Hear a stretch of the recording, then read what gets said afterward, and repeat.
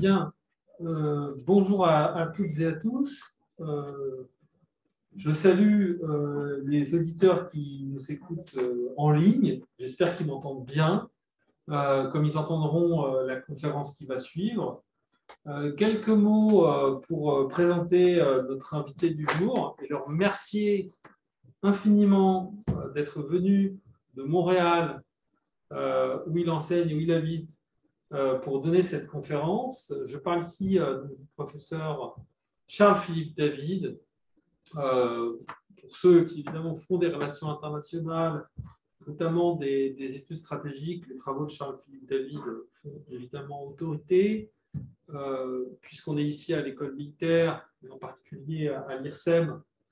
Je me permets d'évoquer le manuel qui nous a tous accompagnés et qui nous accompagne toujours, La guerre et la paix, introduction donc, aux études de stratégie et de sécurité aux presses de Sciences Po, qui est vraiment un livre absolument fascinant, mais qui est une Bible, si je peux me permettre cette expression, qui a été actualisé récemment avec notre collègue qui est sur le site de l'école militaire, Olivier Schmitt, qui est professeur à l'Université d'Amérique du Sud et qui est en ce moment directeur, enfin mon homologue en quelque sorte à l'IHEDN, l'Institut d'études de défense nationale. Et Charles-Philippe David, puisque j'évoque ses travaux avant d'évoquer ses fonctions, est également, outre les questions d'études stratégiques, a beaucoup travaillé. C'est le thème de la conférence d'aujourd'hui, qui va être animée par deux de nos éminents chercheurs, Maud Kessar, directrice du domaine Atlantique aussi, et Lee Baranetz, chercheur de sécurité internationale.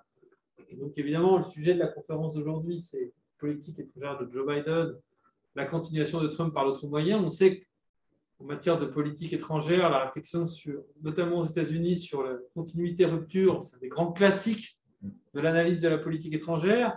Et Charles-Philippe David a publié là aussi des ouvrages sur la politique étrangère américaine, sur les théories de la politique étrangère, qui sont là aussi des ouvrages phares, des ouvrages clés qui ont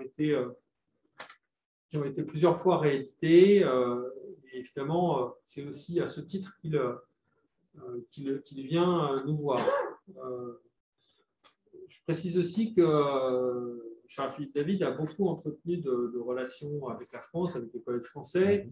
Il est en ce moment même invité à l'Université de Paris 2, où il donnait une conférence hier sur les relations internationales, à l'invitation du professeur Roche, Jean-Jacques Roche, avec lequel Charles-Philippe David a beaucoup travaillé, et de moi-même. Donc, j'ai eu le plaisir, il y a quelques années, de venir à la chaire Raoul d'Endurant. Là aussi, si vous travaillez sur les relations internationales, les études stratégiques, vous connaissez la chaire Raoul d'Endurant, qui est vraiment une des grandes chaires au Canada, à Montréal, à l'Université du Québec à Montréal. Charles-Philippe David a fondé et qu'il a présidé et dirigé pendant de nombreuses années, qui est aujourd'hui occupé la chaire par, si je ne m'abuse, Frédéric Gagnon. Tout à fait. Et voilà, évidemment, donc, cette chaire associée à l'Université du Québec à Montréal, où Charles-Philippe David enseigne les relations internationales, la science politique. Donc, tout ça pour dire que, à la fois pour des raisons scientifiques et pour des raisons personnelles, en qualité de directeur scientifique, je suis vraiment très, très heureux de le recevoir pour cette conférence. Et je vous remercie. Je vous remercie d'être là. C'est vrai qu'on l'évoquait avec les doctorants avant que tu arrives, Charles-Philippe. C'est aussi des retrouvailles avec ce qu'on appelle dorénavant, affreusement, le présentiel. Ouais. Mais c'est vrai que ça nous manquait beaucoup. Et, on le disait en échangeant par courriel, rien ne remplace la rencontre physique, réelle, à la fois formelle à travers les conférences, mais aussi informelle à travers les discussions qui suivent les conférences. Et donc, c'est vraiment un réel plaisir de recommencer à organiser des conférences doctorales de ce type avec toi. Ouais. Donc, merci à toi, merci à mes collègues d'avoir organisé la conférence et la discussion qui va suivre. Et je te cède à présent la parole. Bon, c'est un grand plaisir d'être ici. Je vais faire comme à l'Assemblée nationale, Madame la Présidente, un discours, une copie en primeur pour vous. C'est un grand plaisir d'être ici. Et comme il est d'usage, mais dans ce cas-ci, ce n'est pas un usage qui est ennuyeux, de remercier, de faire les remerciements, adresser les remerciements à Jean-Vincent pour cette belle présentation chaleureuse, pour son immense patience au cours, ma foi, des 2 dernières années où l'idée de m'inviter avait germé, et d'avoir patienté plus de 20 mois avant que finalement je n'arrive ici, ce qui consacre quand même, de part et d'autre, j'aimerais dire, parce que la situation est un peu différente chez nous, un petit peu le début d'un recommencement de vie normale. Espérons que ça va continuer. Merci à Maud Kessar, que je connais bien de nom, mais que je n'avais jamais eu l'occasion encore de rencontrer. Merci à votre collègue aussi, que je découvre avec plaisir, d'avoir bien voulu héberger cette conférence et cette discussion. C'est très gentil à vous. Les experts sur les États-Unis devraient être bien plus nombreux encore qu'ils ne le sont ou qu'elles ne le sont en langue française. Et je me félicite que, donc, on puisse renforcer, parce que c'est toujours le but, les ponts et les passerelles entre Montréal et Paris pour commenter, analyser et étudier ce qui se passe aux États-Unis. Enfin, je salue la présence de mon ancien doctorant et chercheur Maxime Ricard, qui est ici présent à Paris, et que j'ai eu le bonheur et la facilité, dirais-je, de diriger pendant des années, sans trop de direction, tellement il était bien débrouillard tout seul, sur un sujet que je ne connaissais pas vraiment très, très bien. La conférence est le thème que j'ai choisi aujourd'hui. Je salue les gens en ligne. Ça aussi, on a appris virtuellement qu'on a un auditoire au-delà de cette salle. Merci d'être là. Porte sur la politique étrangère de Joe Biden. Remarquez qu'il y a des passerelles, si vous lisez bien entre les lignes dans le sous-titre, des passerelles avec un certain Clausewitz qui commentait ce qu'était la guerre. Donc, j'ai voulu lui donner à cette conférence une toute petite saveur, on va dire, stratégique. Cette conférence aussi, je l'ai élaborée et préparée dans la continuité du plus récent ouvrage que j'ai eu le bonheur d'écrire avec mon épouse Elisabeth Vallet. Nous avons écrit ensemble en pandémie. Qu'est-ce que vous voulez qu'on fasse d'autre? Le livre « Comment Trump a-t-il changé le monde ?» sous-titre « Le recul des relations internationales » qui était l'objet de la conférence que j'ai donnée dans le cadre du cours de Jean-Vincent hier à l'amphi de Panthéon-Assas. Donc, je me suis posé la question et j'avoue que la réponse, malheureusement, est bien moins optimiste que celle que j'espérais. Un chercheur ne prédispose pas ses réponses, il cherche. Et la réponse que j'ai à vous offrir est moins glorieuse, moins joyeuse que celle que j'aurais voulu anticiper, que je désirais obtenir et que je souhaitais constater. C'est-à-dire que, pour tout de suite vous donner l'heure juste, la politique étrangère de Joe Biden, pour moi, est effectivement, malheureusement, la continuation de celle de Donald Trump, ce qui veut dire que non seulement Donald Trump, mais sans doute dans la continuité Joe Biden, ne va pas changer tant que ça les présupposés, les fondements de la politique étrangère américaine qui ont été ébranlés puis remodelés dans les 4 ou maintenant 5 dernières années depuis l'arrivée de Trump au pouvoir.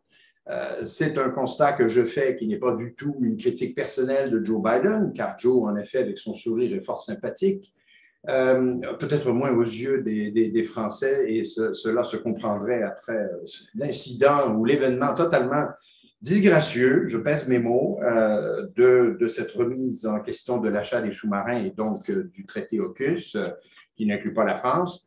On en reparlera, si vous voulez, lors d'une discussion, et j'en dirai peut-être un mot.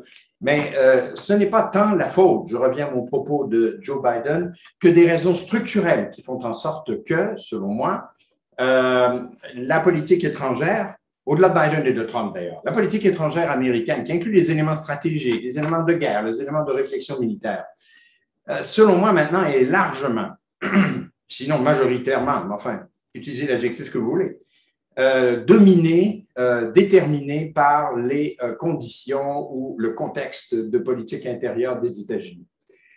Et c'est pour moi, non pas une thèse révolutionnaire, car bien d'autres l'ont déjà constaté dans le passé, mais la durabilité, le fondement et la pesanteur structurelle du conditionnement de la politique étrangère en fonction de la politique intérieure américaine, je pense, malheureusement, on n'a jamais connu une telle intensité dans le passé. Et désormais, aucune décision de politique étrangère ne peut être prise, ne peut être conçue sans un regard attentif, sans un regard très lié, très conditionné par la politique intérieure.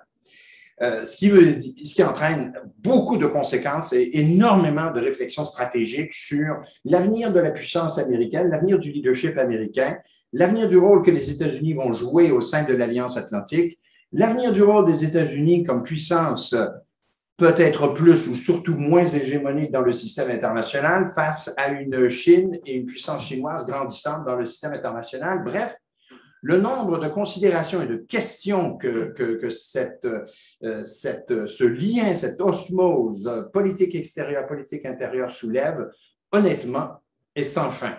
Mais j'ai quand même voulu un tout petit peu amener de l'ordre là-dedans. En guise d'introduction, je dirais 4 choses. La première, déjà, l'enjeu de politique étrangère n'est généralement pas la priorité des présidents en la priorité de politique étrangère n'est pas la priorité de la présidence chez les présidents américains durant la première année.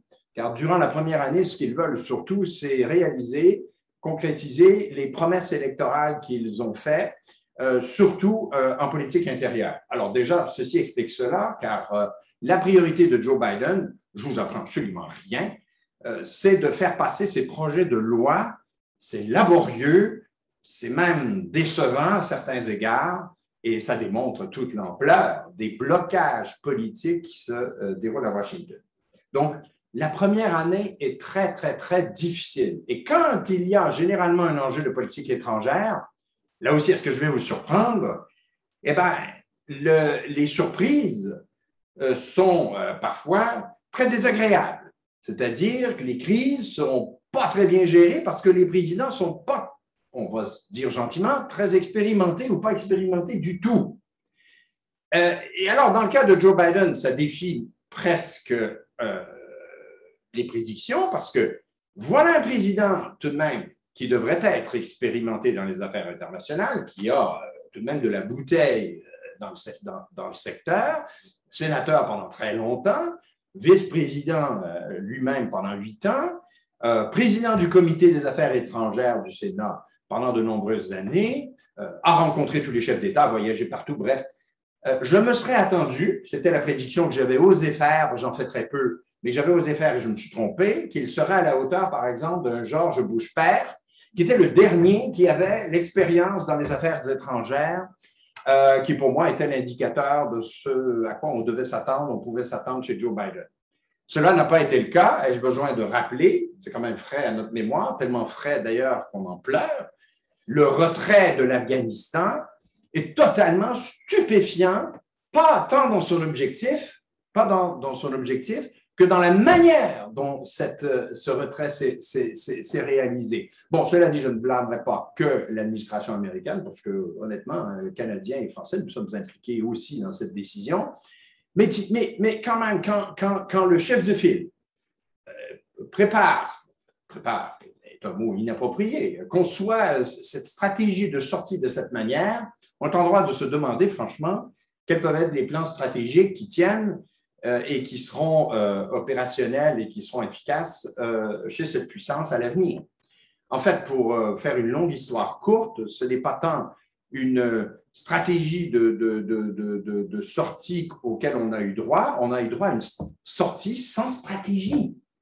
C'est la vérité sur l'absence décisionnelle de considération sur la manière de sortir d'un pays après tant d'années d'une opération de stabilisation qui, bien sûr, a eu ses hauts et ses bas, et surtout ses bas.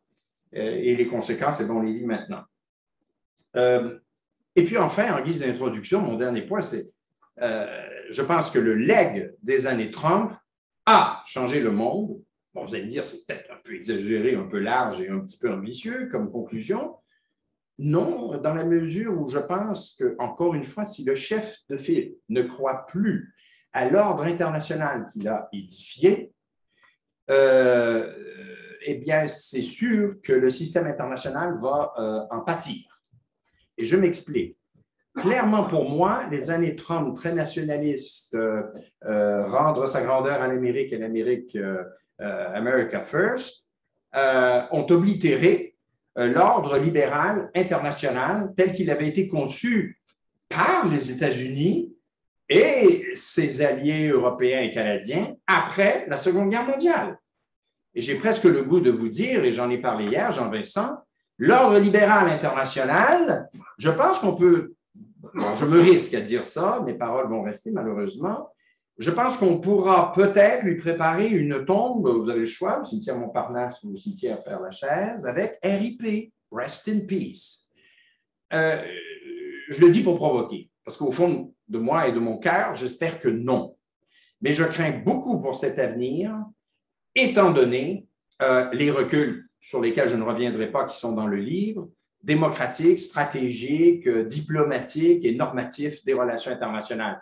Mais pour moi, la raison première et fondamentale, parce qu'il y en a plein, pour lesquels ces reculs sont survenus depuis plusieurs années, ça a été l'élection de Trump à la Maison-Blanche et le refus de croire que, d'une part, cet ordre libéral doit être préservé, doit être chéri, c'est comme une plante, c'est comme une fleur, vous devez l'arroser, vous devez en prendre soin, malgré les contre-coups de températures sévères qui peuvent affecter, influencer, n'est-ce pas, ce jardin, vous devez l'entretenir.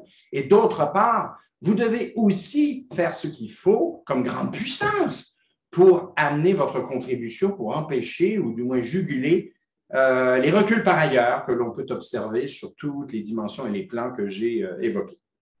Alors, fondamentalement, la question qu'on doit se poser comme chercheur, et là, cette fois, c'est le lien avec l'article scientifique que j'ai préparé et qui sera publié, je l'espère, d'ici la prochaine année, c'est pourquoi cette puissance américaine démissionne, dirait-on, de son rôle de leader de l'ordre libéral international, du système libéral international qui nous a marqué, notre génération, toutes ces années dans les relations internationales que nous avons suivies. Je fais une toute petite digression pour ceux et celles, comme moi, qui s'intéressent comme chercheurs, peut-être il y en a d'autres d'entre vous, je ne vous connais pas. Je connais Jean-Vincent, je connais Maud, je ne vous connais pas tous. Qui s'intéressent à la politique américaine. J'ai eu un flash cet été, j'ai aucun mérite, c'est en marchant, qu'est-ce que vous voulez qu'on fasse d'autre? Je pensais, et dans les vieilles thèses, dans les vieux classiques que nous avons lus, comment pourrais-je théoriser l'idée que cette politique extérieure, parce que c'est la raison fondamentale pour laquelle, je pense, on a le résultat que j'ai constaté, est conditionnée, est influencée par les aléas de la politique intérieure. Et j'ai repris un vieux classique que j'avais dû lire, il y a tellement d'années, je ne vous dirai pas le nombre d'années, écrit par Aaron Wodolski, un politologue qui avait écrit au milieu des années 1960 un article tout à fait banal à l'époque, mais quand même qui avait frappé l'imagination et qui a été repris en boucle dans tous les maîtres livres sur la politique américaine, la présidence américaine. Sa thèse est celle des deux présidences. Et on a enseigné pendant longtemps l'idée, je vous résume, ce n'est pas une salle de cours, mais l'idée que dans le domaine des affaires intérieures et des affaires étrangères, le président agit différemment parce que les lois ou les pouvoirs qui lui sont octroyés sont différents et s'exercent différemment dans les deux domaines. Ainsi, donc, il est permis de croire, vous allez voir le lien, il est subtil, mais il est là, il est permis de croire que le président est point lié dans les affaires intérieures, bon, ça on l'a constaté, hein, parce que vous avez un autre Joe, empêcheur de tourner en rond, Manchin, qui l'empêche de réaliser ses projets de loi. Et ce n'est pas nouveau, ça fait longtemps. Obama a vécu la même chose, Bill Clinton a vécu la même chose, et j'en passe. Même Reagan ne trouvait pas ça facile toujours. Les objectifs et les lois de politique intérieure, les projets de loi, sont toujours laborieux à concevoir parce qu'il faut céder au compromis, il faut trouver des terrains d'entente, il faut conclure des ententes avec le Congrès. OK. Mais en politique étrangère, le président des États-Unis, en revanche, des pouvoirs, surtout des pouvoirs discrétionnaires qui lui sont accordés, qu'il peut utiliser abondamment. Et toutes les années, les décennies l'ont démontré, dans le domaine des affaires étrangères, il n'a pas besoin. Bon, certains, comme Frédéric Gagnon, diraient attention, il faut un peu modérer les ardeurs, il y aurait raison. N'a pas les poings liés, les mains liées avec le Congrès. Il peut décider même d'une intervention militaire, franchement, sans devoir obtenir l'aval du Congrès. Je n'y vais pas par quatre chemins parce que j'ai peu de temps avec vous, alors je saute aux conclusions. Donc, dans les affaires étrangères, on va regarder ça plus positivement. L'intérêt national peut prédominer. Un président peut prendre une décision dans l'intérêt national des États-Unis, même si cela devait, antagoniser ou mettre de mauvaise humeur un petit peu l'électorat, voire le Congrès, enfin, les médias, peu importe. Vous savez, je dis pour la boutade que si Truman avait écouté son opinion publique, il n'y aurait jamais eu d'OTAN. Il n'y aurait jamais eu d'OTAN. L'OTAN n'aurait jamais été créée parce que les Américains ne voulaient, mais absolument pas, que l'organisation du traité de l'Atlantique Nord et que les États-Unis s'engagent dans un traité formellement et se commettre donc à intervenir avec l'article 5 si un enjeu de sécurité ou une menace militaire survenait. Imaginez. Donc, ma thèse va loin. Aujourd'hui, on est dans un autre monde. Alors, on a dit donc le président peut servir l'intérêt national. Il n'a pas cet intérêt à relever de considérations électorales. Je pense, et c'est ce que j'ai écrit, et si ça vous intéresse, donc ce sera publié avec beaucoup plus de réflexion en profondeur académique comme il se doit avec les références, que la thèse de Widalewski n'existe plus. C'est un nom malheureux, rest in peace. Il n'y a plus de présidence. Il n'y a plus de présidence. Il n'y a plus de présidence des affaires intérieures et de présidence des affaires étrangères. C'est terminé. Il n'y a qu'une seule et même présidence. Qui plus est, non seulement les enjeux et les considérations de politique étrangère et de politique intérieure ne sont plus distincts, je pense que la recette ou l'équation est renversée, comme je l'ai dit. Comme je l'ai exprimé, la politique extérieure est maintenant subordonnée à la politique intérieure. Et je pense que là, c'est structurel. Hormis, bien sûr, un événement comme sans doute celui du 11 septembre ou encore une invasion de Washington, D.C. par des forces armées étrangères, vous voyez à peu près l'énormité du propos, je ne crois pas qu'il soit aussi facile, aussi possible pour un président des États-Unis ou futur président des États-Unis, qui sait un jour, on va y arriver, de décider seul avec son gouvernement, sans une préoccupation constante pour les affaires intérieures, pour toutes sortes de considérations intérieures, de décider d'une ligne de conduite. Je pense que de tels événements vont devenir de plus en plus rares. Et pourquoi tout cela? Bien parce que maintenant, l'hyperpolarisation politique aux États-Unis, nous sommes aux premières loges pour l'observer, et croyez-moi, ce n'est absolument pas, ce n'est pas un euphémisme que de dire que là, l'hyperpolarisation atteint encore une fois des sommets. C'est un peu comme la bourse. Quand on pense qu'on est au maximum, on est surpris la semaine suivante de dire, ben non, il y a encore un autre record qui survient. Bon, vous allez me dire aussi, il y a une chute qui est possible, puis vous avez bien raison. Cette hyperpolarisation influence bien trop et grandement donc, la politique extérieure des États-Unis, ce qui me mène aussi à conclure que ça va être très, très difficile, et même pour Joe Biden, s'il était là, sans doute il dirait, je pense qu'il dirait, I agree with Professor David. Here's the deal. Le deal, c'est que l'Amérique va être difficilement de retour. Difficilement de retour. C'était la promesse électorale de Joe Biden. Puis on s'est tous dit, le cauchemar est terminé. Là. On va pouvoir se remettre de nos crises nerveuses. On pourra arrêter de prendre nos cachets pour essayer de contrer l'effet Trump. Parce que ça a été 4 ans, c'est vrai.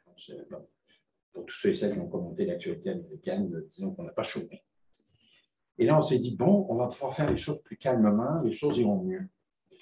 Avec Biden, l'Amérique va être de retour. Je pense tout d'abord que le retour au statu quo ante, comment dire, pré-Trump, n'est pas possible. Et c'est ce qu'on doit bien constater. Je pense aussi que clairement, contrairement, bon, je compte sur moi, à mes attentes, la politique étrangère n'occupe pas tant le premier plan que l'on aurait souhaité dans cette Amérique de retour, avec un président expérimenté qui aurait dit, par exemple, aux Canadiens et aux Canadiennes qui m'écoutent, je reviens vers vous, chers Canadiens, parce que vous êtes nos meilleurs amis, on aime bien les Français aussi, mais vous êtes nos meilleurs amis qu'on puisse trouver sur Terre avec qui on peut faire affaire. Même là, il y a un désenchantement au Canada qui est puissant, notamment et surtout pour des raisons économiques. Et puis, on constate aussi qu'il y a quand même un engagement, on va dire, timide. L'engagement global des États-Unis est quand même un petit peu remis en cause. On sent qu'il y a une retenue ou un repli sur soi qui est lancinant, on va dire ça comme ça. Il est là, il plane sur nos têtes. Walter Russell Mead, je trouve, il est le seul capable de trouver des mots aussi évocateurs, parle dans le numéro précédent de Foreign Affairs d'une récession wilsonienne. Vous savez, je ne suis pas tant de faire un cours sur la politique extérieure des États-Unis, il y a toujours des tensions entre les courants de pensée, les doctrines, puis en fait, c'est pas vrai qu'il y a toujours un qui gagne tous les courants de pensée s'affrontent en tout temps, tous les jours, tous les mois, à travers tout le débat politique aux États-Unis.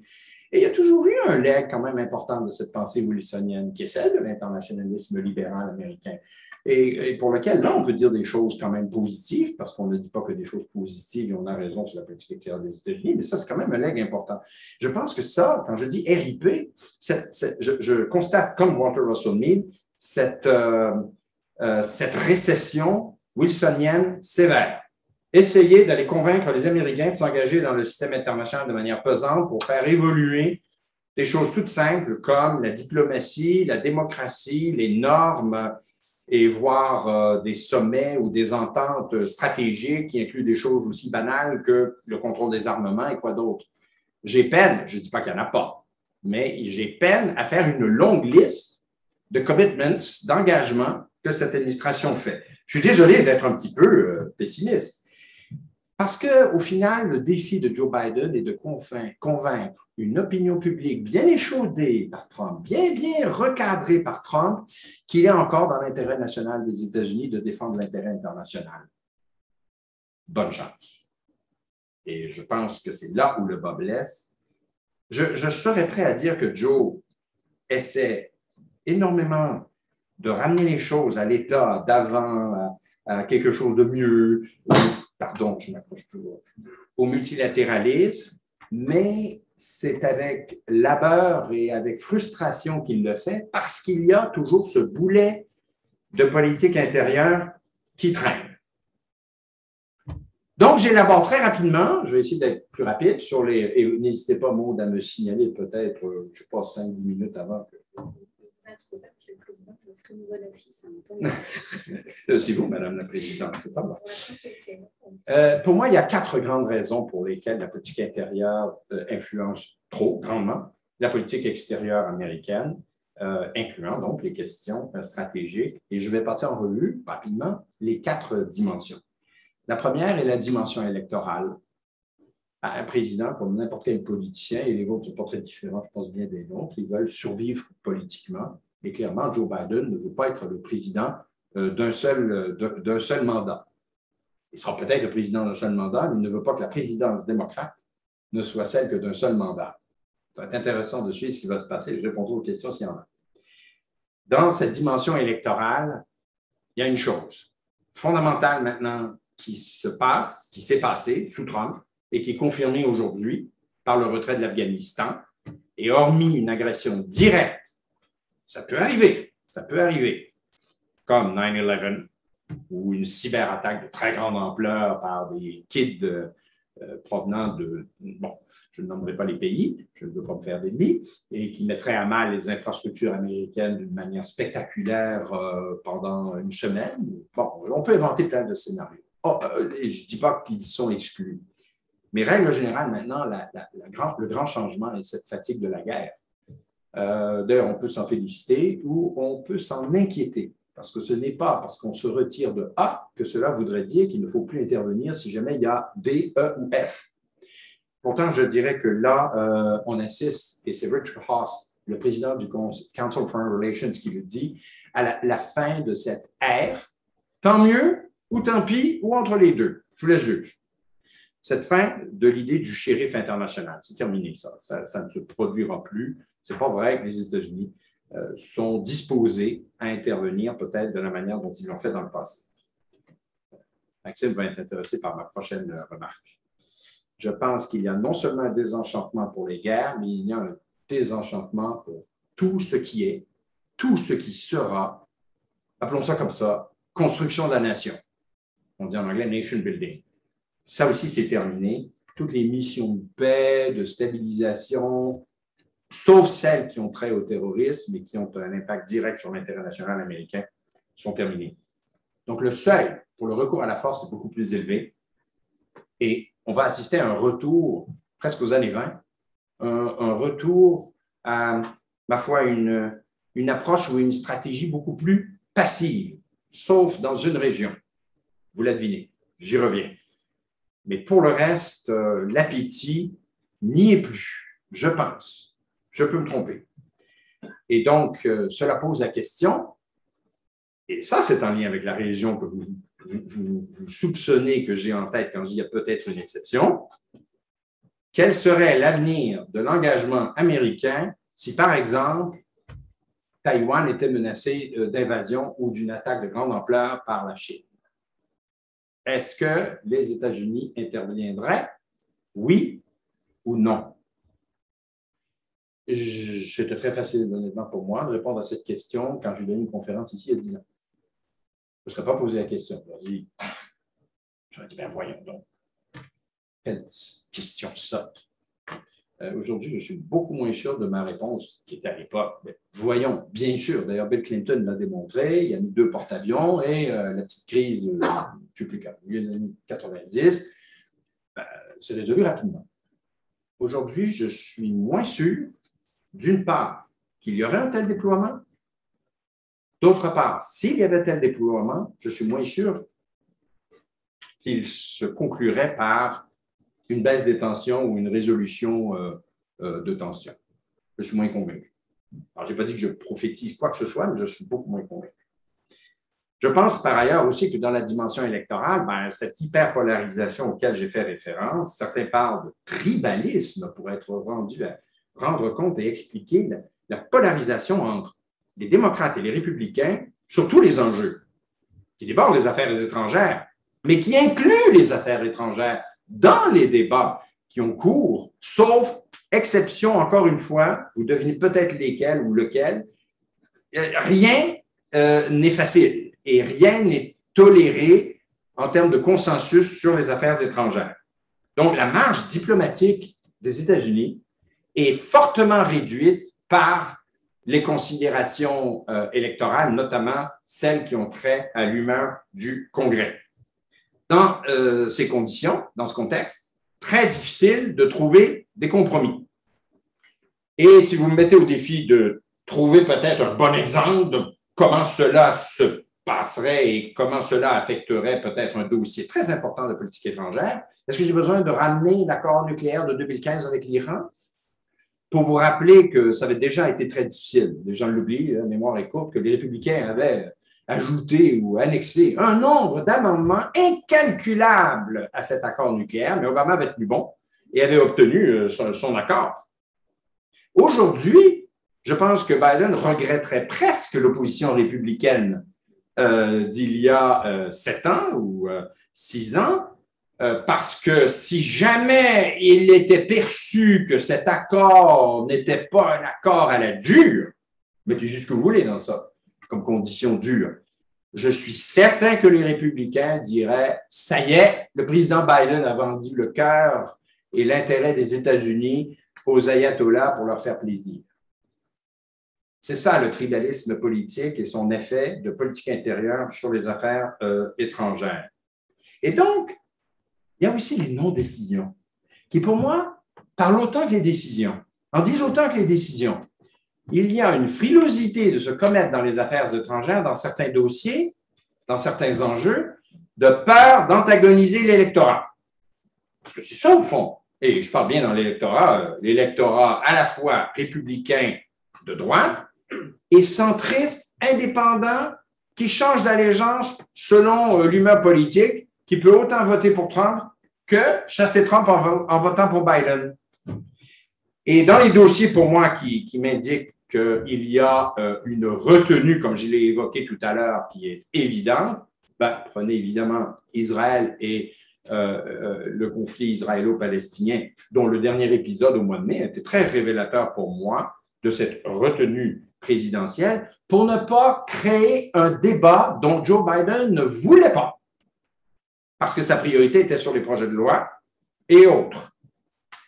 Pensez, par exemple, aussi à Cuba, où là, Joe Biden s'est complètement démarqué des politiques de Barack Obama, où il n'a pas du tout traité ou enfin perçu ce qui se passe à Cuba comme méritant quelconque déclaration ou appui des États-Unis. Il ne s'en est juste pas préoccupé. Et alors, si vous voulez un dernier exemple qui me vient en tête, que je n'ai pas marqué, qui pour moi scelle le deal, c'est la réaction américaine par rapport aux migrants haïtiens en dessous du pont Del Rio au Texas. Je vous avoue qu'on comprend bien qu'il y a un problème d'immigration, ce n'est pas dans ce pays d'ailleurs, je vais l'évoquer, mais ce n'est pas de cette manière dont on va résoudre le problème ni trouver des solutions. Ces milliers de gens ont été renvoyés dans le pays qu'ils fuyaient et pour lequel ils ne voulaient pas retourner. Y vivre. Je parle d'Haïti. Ça a beaucoup impressionné tout le monde parce qu'on s'est dit, il y a quelque chose là qui se passe. Joe Biden, non seulement ne se démarque pas de Donald Trump, en rajoute sur tough immigration, laws, non-accueil ou le moins possible des migrants, des réfugiés, contrôle sévère, et puis alors, last but not the least, construction du mur frontalier, qui non seulement ne cesse pas ou ne diminue pas, mais augmente avec les semaines et avec les mois. Bon, donc, tout ça me fait dire qu'en plus, il a les yeux déjà rivés sur 2022 et 2024, tout faire pour empêcher le retour des républicains, parce que le retour des républicains, c'est le lien le plus sévère, le plus évident entre politique intérieure et politique étrangère, parce que Trump, lui, a été clair, la politique étrangère non seulement doit servir la politique intérieure, mais c'est plus que ça avec Trump. La politique étrangère doit servir mon intérêt personnel, doit servir ma personne à moi, d'autant que je suis la personne la plus intelligente au monde. Je crois que moi tout seul, je peux décider de la politique étrangère. Je pense que Joe Biden redoute énormément ça, Kamala Harris aussi, Pete Buttigieg également, puisque ce sont à mon avis les deux successeurs de Joe Biden pour l'instant qui sont envisagés. On peut se tromper. Mais le plus effrayant, et là, je ne veux pas prophétiser ça parce que je me fais peur à moi-même, c'est bien sûr le retour de Donald Trump dans 2 ans et demi, qui ferait en sorte que Joe Biden dirait non seulement j'ai voulu faire une transition, je n'ai pas réussi, j'ai même provoqué le retour de mon némésis à la Maison-Blanche. On verra. Une deuxième dimension d'explication, à mon avis, c'est la récession démocratique ou la dimension démocratique qui est vraiment mise à mal. J'ai expliqué hier dans ton cours qu'on était vraiment en période de grande récession démocratique, que l'ordre démocratique est menacé par une vague vraiment illibérale, une forme vraiment déconvenue de démocratie. Mais ce que l'on constate, tous les experts l'affirment, c'est que dans la récession démocratique que l'on constate, l'un des pays qui a le plus contribué à la récession, le chef de file, enfin, le mauvais garçon de classe démocratique, ce sont les États-Unis. Selon tous les chiffres offerts par Freedom House, par The Economist Intelligence Unit, et ainsi de suite, par Larry Diamond qui étudie cette question démocratique aux États-Unis avec son centre de recherche de manière soutenue, les États-Unis sont parmi les pays qui ont le plus reculé sur le plan démocratique dans les 2, 3, 4 dernières années pour les raisons que l'on sait. si bien que cette récession démocratique américaine influence le reste de la planète de deux manières. La première, c'est qu'il n'est plus le chef de file de la démocratie. Et deuxièmement, c'est qu'il provoque le constat chez à peu près tout le monde, ça transcende les frontières, sauf pour quelques pays, le modèle américain n'est plus le modèle à suivre. Je ne pensais jamais, de mon vivant, dire ces quelques mots, cette phrase que je viens de prononcer. Il a tous ses défauts. J'ai été le premier à le critiquer, le vilipender, le mettre à mal, écrire des choses épouvantables et très, très, très toxiques sur les agissements des États-Unis au cours de la guerre froide, après la guerre froide. Je n'ai pas de leçon à recevoir sur le mal américain. Mais si on peut en dire du bien, c'est quand même, à défaut, dirait Churchill, hein, le modèle le moins mauvais, ou l'un des moins mauvais qui existe tout de même parmi les constitutions démocratiques dans le monde. Ben, aujourd'hui, il n'y a personne qui souhaiterait vraiment avoir une présidence et un congrès et une hyperpolarisation qui ressemblent à ce modèle. Il y a une fragilisation aussi des normes démocratiques. Ça, je dirais peut-être moins dans ce domaine, mais si vous avez des questions, on fera plaisir de répondre. C'est ce qui fait craindre pour 2022 et surtout 2024. Les normes démocratiques aux États-Unis sont menacées d'implosion par des agissements très bien calculés pour affaiblir les règles du jeu et les affaiblir au point où le résultat qu'on aurait ne reflète pas le résultat qu'il devrait. Et ça, c'est quelque chose qui nous inquiète énormément. Alors, si bien que dans le domaine démocratique, on peut croire que la seule bonne stratégie soit celle de la protection démocratique et non pas celle de la promotion démocratique. Là aussi, pendant des décennies, les États-Unis, à tort ou à raison, faisaient la promotion de la démocratie. Peut-être tout croche, avec beaucoup d'intérêt, machiavélien derrière l'idée de promouvoir la démocratie. Mais bon, quand même, c'était tout de même mieux ça que l'inverse. Mais là, aujourd'hui, on doit faire face à une stratégie de protection démocratique. Et je dis ça parce que le mois prochain, il y aura le sommet virtuel de démocratie. Et je pense que le lien entre politique étrangère et politique intérieure est évident. Pour Joe Biden, c'est de promouvoir l'idée qu'un certain nombre de pays, pas tous démocratiques d'ailleurs, ça me fait un peu sourire, populistes et libéraux, vont participer à cette foire, pas dans point j'espère, de cette foire joyeuse, de promotion de la démocratie, que j'appellerais protection de la démocratie, pour peut-être un parti convaincre son propre électorat et convaincre les Américains, ça demeure un rôle important. Il en va de l'avenir de la démocratie à l'échelle de la planète comme il en va de l'avenir de la démocratie aux États-Unis. Et je m'inquiète de ce recul des relations internationales que j'observe aussi dans le recul démocratique américain. Et je ne peux pas avoir lien plus fort, là, ici, peut-être plus positif, entre politique intérieure et politique étrangère que de faire en sorte que la politique étrangère de protection démocratique servent l'objectif de sauvegarde de la démocratie chez eux. Et je pense que c'est là qu'on retrouve un peu la stratégie de Biden. Et puis, dans cette dimension démocratique, il reste quand même qu'il y a ce problème, je l'évoque au passage, d'interférence ou d'ingérence de puissances étrangères, il n'y a pas que la Russie, dans les affaires électorales, dans la conduite des affaires démocratiques américaines. Les cyberattaques, entre autres, contre les infrastructures américaines, les intrusions virtuelles sont telles que l'élection même, le processus électoral aux États-Unis, et puis pas qu'aux États-Unis, est très, très, très aussi conditionné par ce qui se passe ailleurs pour nuire à cette démocratie. Et là encore, on voit donc un lien très clair entre la politique étrangère doit servir la sauvegarde de l'exercice du droit démocratique en politique intérieure, sans lequel les intrusions peuvent encore plus accentuer la mise à mal de la démocratie américaine. Il y a aussi la dimension, j'ai mis économique, mais ici j'aurais le goût de dire stratégique, et qui inclut, on va dire, pour le besoin pédagogique des choses, économiques. Donc, la grande stratégie, à la fois militaire et économique des États-Unis comme hégémon à l'échelle de la planète, dans cette dimension, là aussi, je pense, on va devoir comprendre et mieux saisir l'idée que la grande stratégie américaine, pour laquelle il y a des débats interminables au sein du monde académique. Je l'évoque dans le livre « Comment Trump a-t-il changé le monde », mais un petit peu comme un jeu de cartes, vous avez le choix entre des cartes qui vous amènent à différents endroits pour comprendre et pour recommander un rôle renouvelé pour les États-Unis dans le monde, qui vont de l'hégémonie totale au repli sur soi, l'isolationnisme complet. Mais les nuances du milieu sont bien plus importantes parce que ce sont là où on retrouve les vraies grandes stratégies, car les deux autres me semblent quand même un peu exagérées.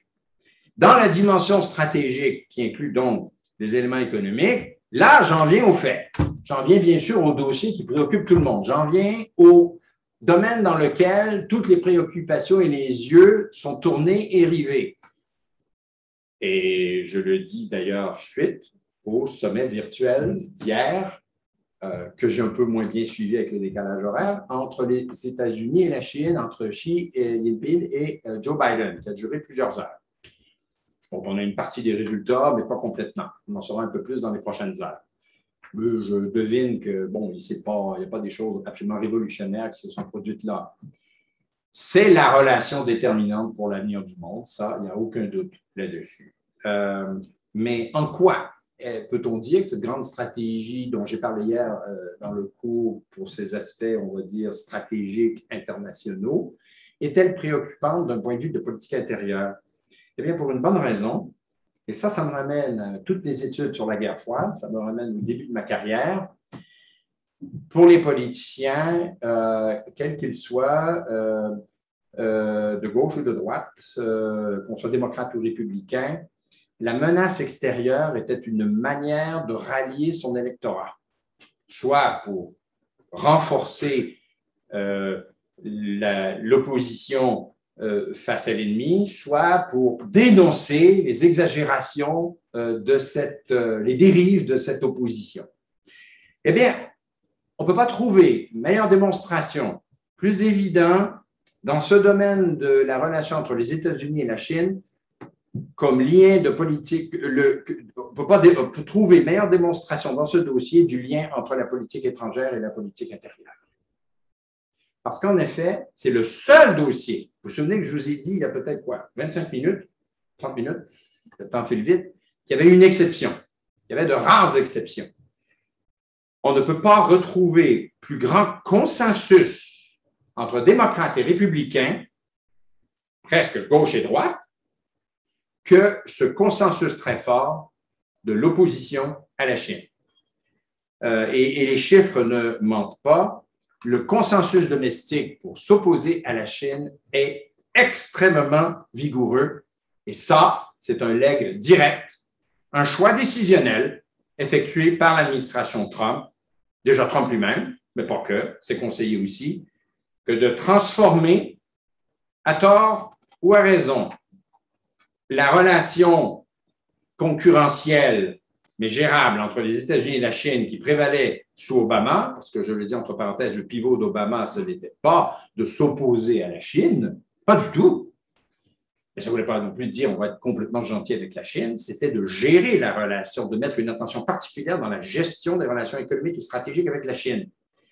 Trump a oblitéré cette idée qu'il soit même possible de gérer pour remplacer par l'idée, et c'est dans les documents de défense et de stratégie nationale qui sont publiés à la fois sous Trump et maintenant sous Biden, d'une concurrence, c'est le mot qui est utilisé, concurrence entre les deux grandes puissances. Si bien d'ailleurs qu'on a droit maintenant à cette expression qui est galvaudée, mais quand même qui impressionne l'opinion publique et qui impressionne les gens qui écoutent et qui regardent, et qui ne sont pas comme nous toujours le nez et les yeux dans les livres et l'actualité, a New Cold War.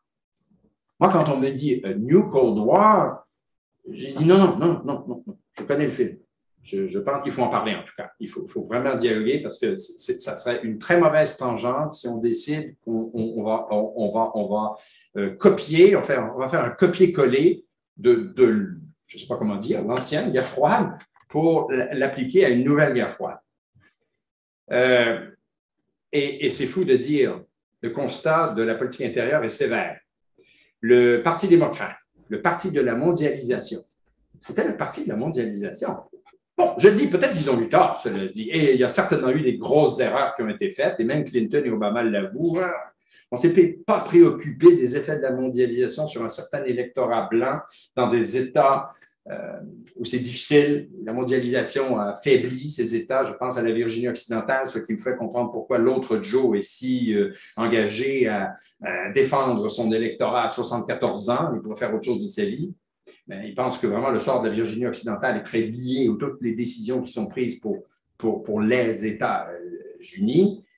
Il reste quand même que le Parti démocrate est devenu maintenant le parti qui achète cette idée trumpienne d'une compétition qui sera, qui est intense, qui est peut-être même sévère, qui sera, sans l'ombre d'un doute, marquante pour des années à venir.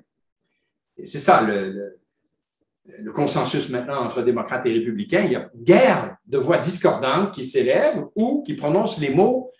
Peut-être il faudrait quand même, un peu à l'instar tout de même, en miniature, ce qu'on a fait avec l'URSS, l'idée de sommet et d'entente dans plein de domaines pour faire en sorte que cette rivalité soit gérée d'une manière plus osmotique que d'une manière rivale. Parce qu'en effet, si on parle d'opposition, de guerre froide, de rivalité, de concurrence et de compétition, peut-être, alors je ne suis pas d'accord avec lui, Graham Allison finira par avoir raison. Et mon ancien directeur de thèse ressuscitera de ses cendres et dira, ça je connais quand même, ce sujet-là, le piège de Thucydide, c'est quand même moi qui l'ai étudié bien avant Graham. Hein. Robert Gilpin, dans War and Change in World Politics, et dans ses maîtres livres sur la guerre et la paix, mon directeur de thèse disait, il faut d'abord et avant tout en relations internationales, je pense que Jean-Vincent est d'accord avec moi, lire Thucydide d'abord et avant tout, parce que nos étudiantes et nos étudiants, bien que c'est rébarbatif de lire ce livre, et puis on se demande quel est le rapport avec l'ère moderne, diront, ah ouais, quand même, il y a des similitudes, il y a des choses intéressantes à y apprendre sur la conduite des rapports internationaux. Et donc, l'idée ici est de dire que les États-Unis et la Chine pourraient sombrer dans le piège de Thucydide. Alors, allez découvrir ce que veut dire le piège de Thucydide, puissance montante et puissance déclinante, et cette montée et ce déclin ne peuvent se résoudre que dans la plupart des cas, l'idée de dire à peu près dans 19 cas sur 20, que par un conflit armé. Je ne sais pas si je souscris à cette thèse. Je ne suis pas sûr que je vais y croire non plus à cette thèse. Je ne suis pas sûr que je vais donner raison à ceux et celles qui brandissent l'épouvantail en disant, ben, ça y est, voilà, une nouvelle guerre froide, on est parti dans une guerre. Je ne suis pas sûr du tout. Et si on commence à faire de l'autoprophétisation, ben c'est peut-être ce qui va aussi provoquer l'autoréalisation. Et c'est ce que je crains, c'est les dérives de menaces, c'est les consensus domestiques en faveur d'une politique à la dure face à la Chine, et l'idée qu'on décide que c'est payant électoralement que de pratiquer encore, je ne pensais jamais non plus prononcer ce mot, l'endiguement plutôt que la cooptation pour préserver quelconque forme de stabilité selon laquelle, prenez celle que vous préférez, de l'ordre international. Et je n'espère pas revenir dans 20 ans, si Dieu me prête vie, pour dire « Ah ah! Ben, je vous l'avais dit! » Mais là, vous êtes plus là. Mais je vous l'avais dit il y a 20 ans, c'est quelque chose… L'autoprophétisation qui mène à l'autoréalisation, c'est pas sur le plan décisionnel quelque chose qu'on ne connaît pas. C'est déjà bien et bien arrivé. Et l'histoire de la guerre froide, l'ancienne, de la vraie, est plein de leçons, de pièges à éviter, de choses qui auraient pu tourner différemment, qu'on devrait relire aujourd'hui, si je comprends bien, pour éviter que ça se reproduise avec la Chine. Donc, pour moi, la menace chinoise et l'agenda domestique américain, mesdames et messieurs, est intimement liés. Sont intimement liés. Peut-être trop liés. Clairement, désormais, la politique étrangère doit servir la politique domestique et celle-ci a préséance sur celle-là et elle constitue une forme de police d'assurance en plus contre le retour possible du Trumpisme. Et Biden ne va pas vouloir, l'expression américaine consacrée anglo-saxonne est « I can't look soft ». Je pense que Biden ne va pas vouloir, je serais étonné, pratiquer une politique ou une attitude ou un comportement, on va dire, à la Jimmy Carter, un ancien président démocrate, qui peut être une autre forme de modèle pour lui, d'inspiration, comme bien d'autres. Dernier domaine, et je termine avec ça, et là, le lien est fort entre politique intérieure et politique extérieure. Merci de votre grande patience de m'écouter. La dimension identitaire. Je ne peux pas dire que je suis un grand spécialiste de cette question identitaire. Je ne peux pas dire non plus que j'ai inventé l'école constructiviste et que donc je peux parler avec autorité du lien entre culture et politique, intérieure ou extérieure. Mais je ne suis pas assez sot pour ne pas reconnaître qu'il y a clairement un lien entre ce qui se passe au niveau culturel à l'intérieur des États-Unis et leur vision de ce qu'ils doivent être eux-mêmes à l'échelle internationale. Et ces changements-là, ce n'est pas le seul pays qui les vit ou qui va les vivre.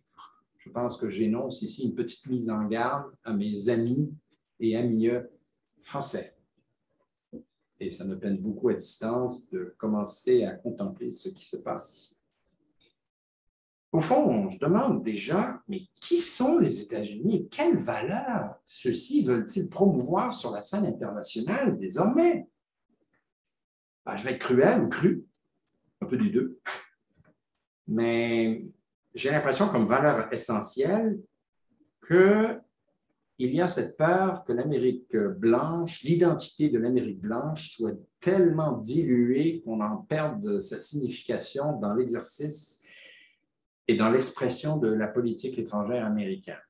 Pas facile d'avoir une politique étrangère, on va dire, arc-en-ciel, une politique étrangère pluricommunautaire et de l'exercer quotidiennement avec en toile de fond cette révolte qui a mené, pour dire une chose concrètement, aux événements du 6 janvier.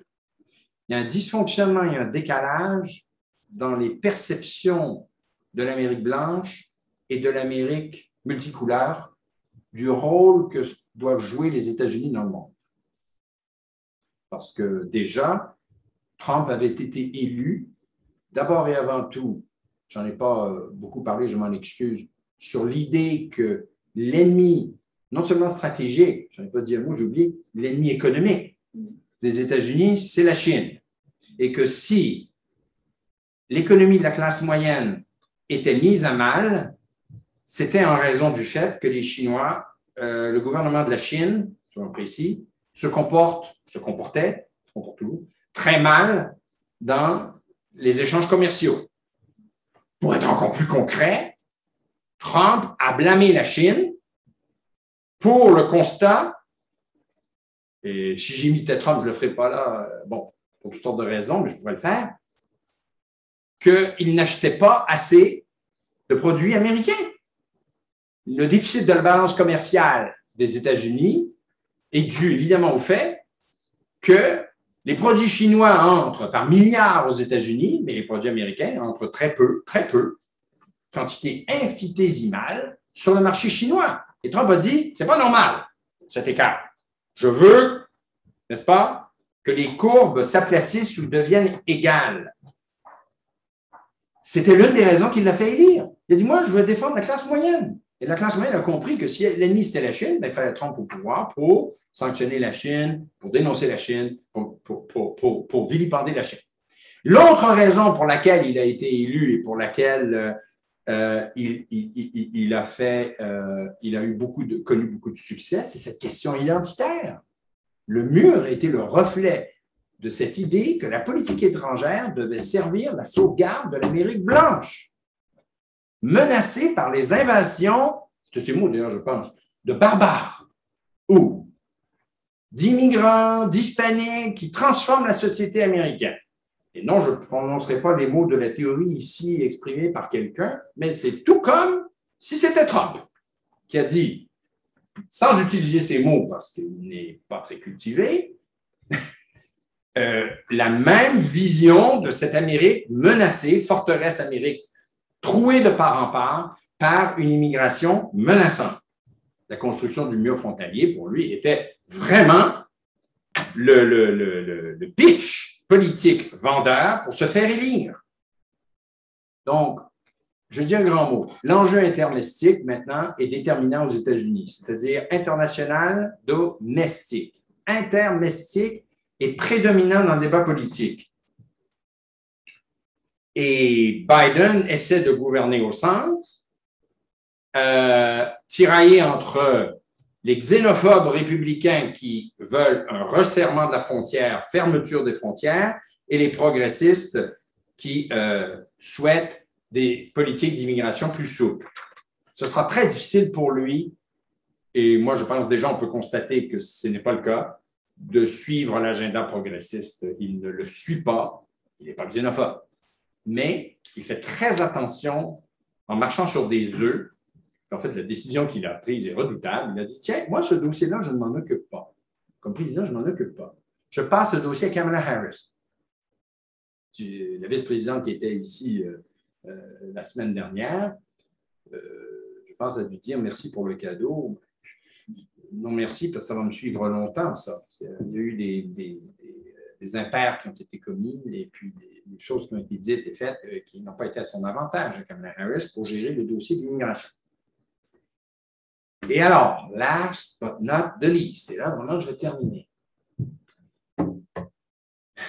Quand dans l'échiquier politique, un des deux partis décide que la politique étrangère, bon, ça n'existe plus sinon que pour être la continuation de la politique intérieure par d'autres moyens ou la continuation de Trump par d'autres moyens, vous avez déjà 50% de votre échiquier qui vient de disparaître du firmament politique pour défendre ou pour promouvoir ou faire ce que vous voudriez comme bonne cause sur le plan international. Et je parle de la transformation du Parti républicain. Elle est sévère, elle est spectaculaire et elle a une portée extraordinairement significative. Et pourquoi je dis cela? Parce que d'une part, c'était un parti internationaliste à la Hamilton. Pas jeffersonien, mais hamiltonien, qui croyait quand même aux vertus, par exemple, du doux commerce, pour reprendre le terme de Montesquieu, vertu pour la conduite des rapports internationaux. Ben, petit b, d'autre part, c'est certainement plus le cas, parce qu'entre-temps, Donald Trump est passé par là et a capturé, transformé, je répète le même verbe, oblitérer, cette vision républicaine pour la subordonner entièrement à sa perception de ce que les États-Unis, surtout lui-même, doivent faire sur le plan international. Il y a donc une métamorphose de l'idéologie internationaliste au sein du Parti républicain qui, à mon avis, est pérenne.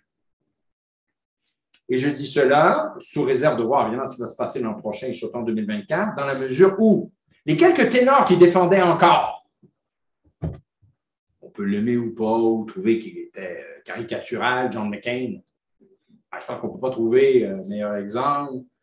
Ben, il y en avait d'autres, Jeff Flake, et puis, écoutez, même on s'est épris d'admiration et d'amour pour Liz Cheney, la fille de l'ancien vice-président Dick Cheney. Et il y en a d'autres, je prends le mien, Adam Kinzinger et d'autres.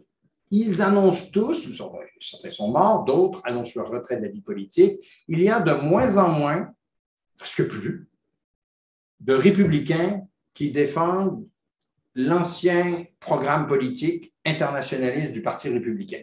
Trump a capturé ce parti, l'a transformé en parti nationaliste, à la fois sur les questions intérieures et extérieures, qui nous fait croire que ce parti est devenu un parti, en effet, hyper nationaliste et qui a une vision presque manichéenne du rôle, la place des États-Unis dans le monde.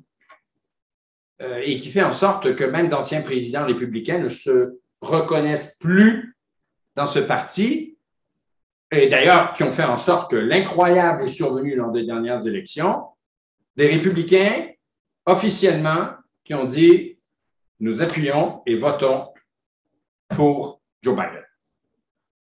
Wow!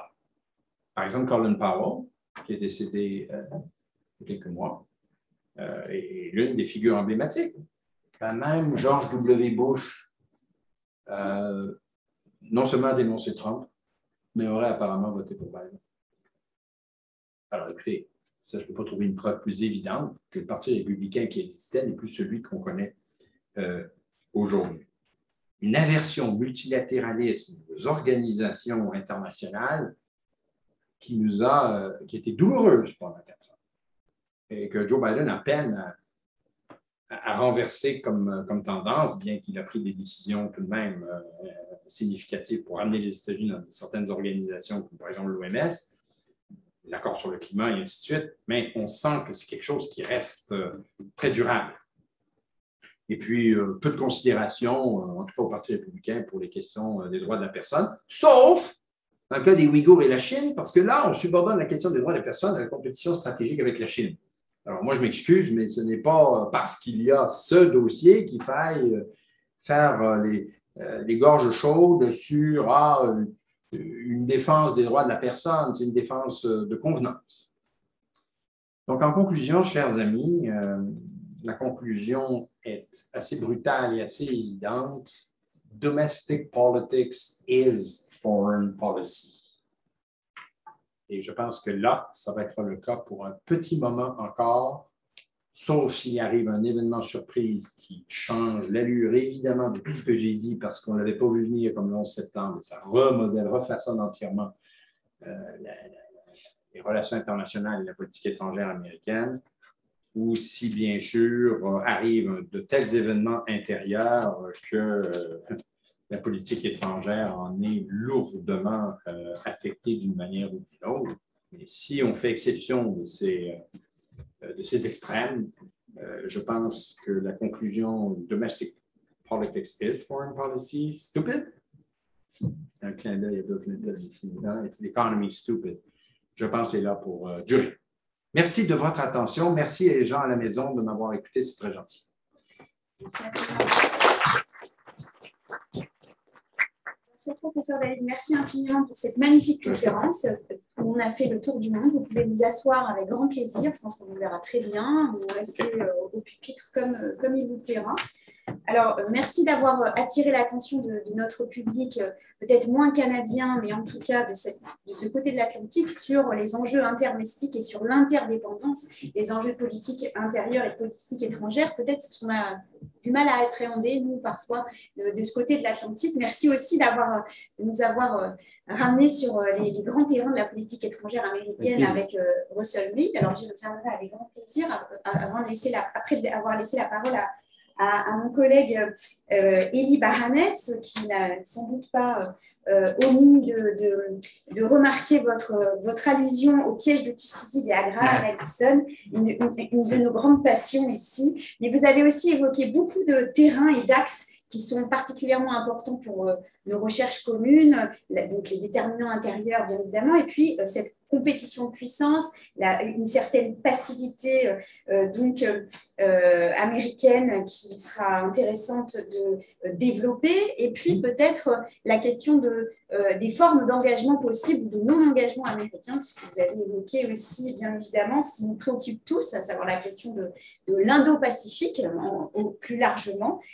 Donc, beaucoup de lignes de force importantes, et puis surtout, un sujet qui est effectivement beaucoup à cœur, et qui est un grand marronnier depuis la fin des années 80, la fin du modèle américain, le déclin, le soft power en berne. Alors, vous avez évoqué un grand nombre de facteurs ou d'indicateurs, et puis ça m'a fait penser bien sûr au fameux soft power 30 qui est particulièrement en berne. Et puis aussi, je vous remercie d'avoir porté l'attention aussi sur les enjeux migratoires, qui sont des enjeux finalement transposables d'un continent à l'autre et qui sont particulièrement peut-être moins appréhendés ici.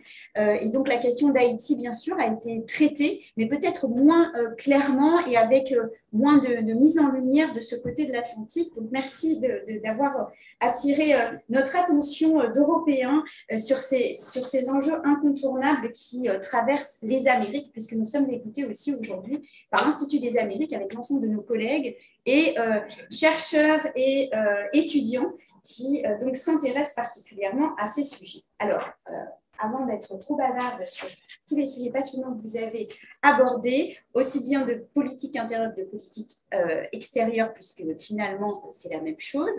Donc, on sera ravis de vous réinviter pour discuter avec notre chère collègue Colline Duhec de la politique des républicains à politique étrangère ou fin des internationalistes, puisque c'est un de ces sujets de prédilection, un sujet qui nous préoccupe aussi très souvent ici.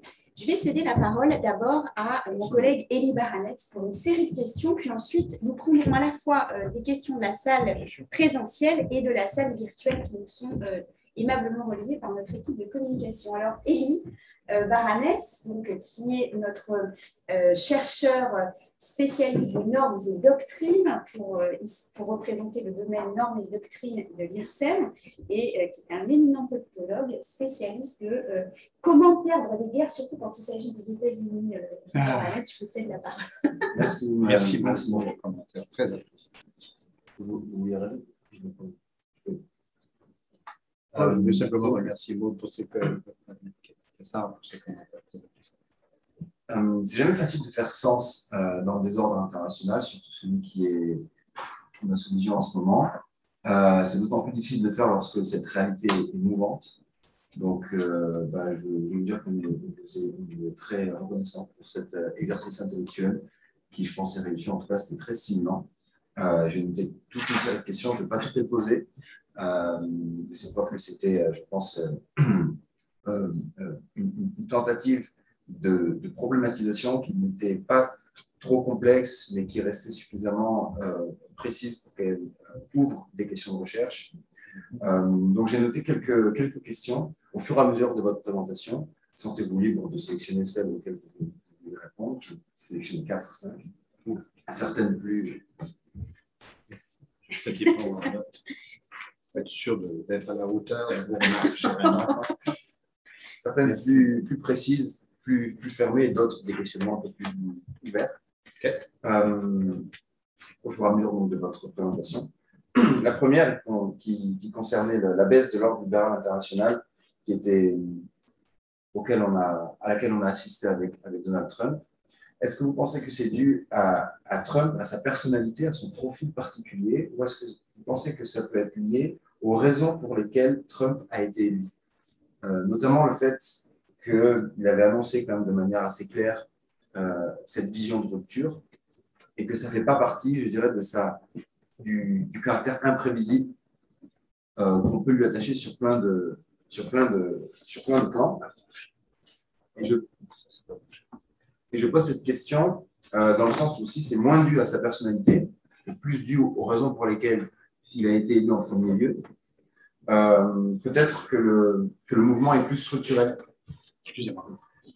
Petit problème technique. Il faut que je retourne là parce que le micro n'est pas branché. Donc c'est correct. Excusez-moi.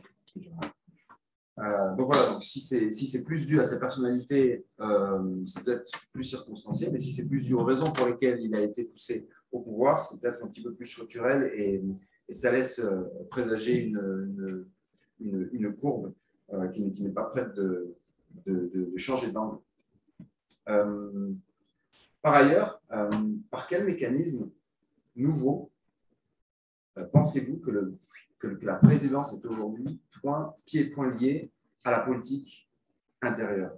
Par quel mécanisme concret qu'on n'avait pas auparavant? C'est-à-dire que si la politique étrangère n'est pas un enjeu électoral fondamental, pourquoi est-ce qu'on est à ce point dépendant et est-ce que c'est différent des configurations qu'on avait eues auparavant? Est-ce que c'est juste par l'élection ou est-ce que c'est de manière plus générale lorsqu'on prend une décision qui peut être perçue de manière négative, on altère son capital politique et ensuite, ça peut avoir des répercussions pour l'élection, mais aussi pour d'autres.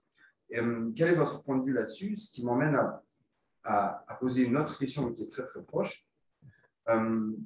Est-ce qu'on peut penser, un petit peu de manière conforme à la doctrine libérale de manière générale, que l'intérêt national peut être mieux servi par un dialogue entre les acteurs internes et l'exécutif que par la manière dont l'exécutif a de s'en saisir de manière exclusive. Outre que le fait que, bien sûr, il y a eu la personnalité de Donald Trump, on a longtemps pensé que c'était bien et qu'il était contre-pouvoir à ce moment-là du fait de ses propres lacunes, en tout cas des lacunes qu'on lui prêtait, et notamment qu'il y ait une bureaucratie qui pouvait être lourde de temps en temps, qu'on a toujours l'habitude de pointer du doigt pour l'inertie qu'elle génère, mais on pensait que pour Donald Trump, c'était peut-être une bonne chose. Je pense à certains auteurs libéraux en relations internationales qui pensent que les orientations stratégiques sont mieux élaborées, sont mieux façonnées s'il y a des contre-pouvoirs, notamment au sein du pouvoir législatif, qui peuvent jeter un coup d'œil, et que dans ces cas-là, l'exécutif anticipe cette contrainte et élabore mieux sa politique étrangère. Je pense par exemple à Dan Reiter et Alan Stein, qui considèrent que ça incite les leaders démocrates dans le sens à la tête de nations démocratiques, à élaborer leur politique étrangère de manière à ce qu'elle ait plus de chances d'être un succès. Une autre question, est-ce qu'on peut comparer ces enjeux de politique étrangère qui est liée à la politique intérieure avec d'autres situations précédentes, ou est-ce que le tournant que vous voyez est un tournant qui est vraiment inédit? En vous écoutant parler, ça m'a fait penser à Roosevelt, qui était complètement... Pardon? Oui, c'est vrai. Qui était complètement dépendant de la scène interne, qui était très isolationniste. Et il avait beaucoup de mal à s'en sortir, alors que lui-même avait une idée de l'intérêt national américain qui impliquait un engagement, notamment un engagement d'Europe pendant la Seconde Guerre mondiale. Mais bien sûr, il y a finalement ce que vous avez dit vers la fin, c'est-à-dire qu'il y a eu ce choc exogène qui était par l'argot. Et sa possibilité à lui de proposer un narratif qui a finalement réussi à convaincre les acteurs internes et de lui donner cette marge de manœuvre. Mais est-ce que finalement Roosevelt était dans un premier lieu dans une situation similaire, ou est-ce qu'il y a l'hyperpolarisation qui est passée entre-temps et qui change la règle du jeu? C'est quand même quelque chose de différent de ce qu'on avait auparavant. C'est une vraie question, parce que en fait, j'ai aucune idée de la réponse. C'est une vraie question. C'est une vraie question que je ne peux pas. Je rigole. Et enfin, dernière question, un peu pour boucler la boucle, et pour évoquer donc Robert Gilpin, que vous avez mentionné et qu'il est toujours utile de mentionner, et je pense beaucoup plus que Graham Allison. Et c'est une grille de lecture, je pense, nébuleuse. Est-ce qu'on pourrait assister, j'essaie d'être encore plus optimiste que ce que je suis c'est facile, c'est pas facile. Est-ce qu'on peut imaginer un paradoxe où finalement le déclin de l'ordre libéral international offre des portes de sortie à une crise stratégique majeure à venir avec la Chine? Dans le sens où, pour Gilpin, comme il explique dans War and Change, une nation hégémonique, lorsqu'elle est la plus puissante, façonne le système international de manière à ce que les normes qui sont en vigueur la favorisent le plus et en même temps lui confèrent le plus de prestige. Donc, c'est ce qui s'est passé au sortir de la Seconde Guerre mondiale, et encore plus qui était accentué avec la fin de la guerre froide. Donc, les États-Unis étaient les plus puissants. Comme dans toute structure sociale, ils sont à la tête d'une structure et la façonnent pour leurs préférences, et les autres compétiteurs étaient plus bas. Maintenant que les autres compétiteurs ont monté, ils commencent à se dire, mais ce système-là ne reflète plus l'équilibre de la puissance. Et donc, j'ai envie de donner un coup de pied dedans. Et moi, je pense que c'est une grille de lecture qui est très pertinente pour saisir les enjeux qu'il y a aujourd'hui entre les États-Unis et la Chine. Et la question qu'on peut se poser, c'est est-ce que la Chine va vouloir simplement faire des changements à la marge de ce système international, et éventuellement, est-ce que les États-Unis seraient disposés à accepter des changements à la marge, ou est-ce que la Chine voudra faire des changements plus ambitieux? Dans quel cas, ça risque de clasher. Mais si on considère que les États-Unis eux-mêmes ne tiennent plus véritablement à cet ordre libéral international, est-ce qu'on pourrait être plus optimiste sur le terrain d'entente que pourraient trouver la Chine et les États-Unis? Voilà. Je vous remercie. Merci pour. Merci, je ne sais pas, mais en tout cas, bravo. Je me sens comme un examen doctoral. C'est des questions qui font réfléchir. Bon, alors pour être original, moi, je vais retourner de la fin au début, si tu me permets. Vous voyez maintenant mon ami intellectuel.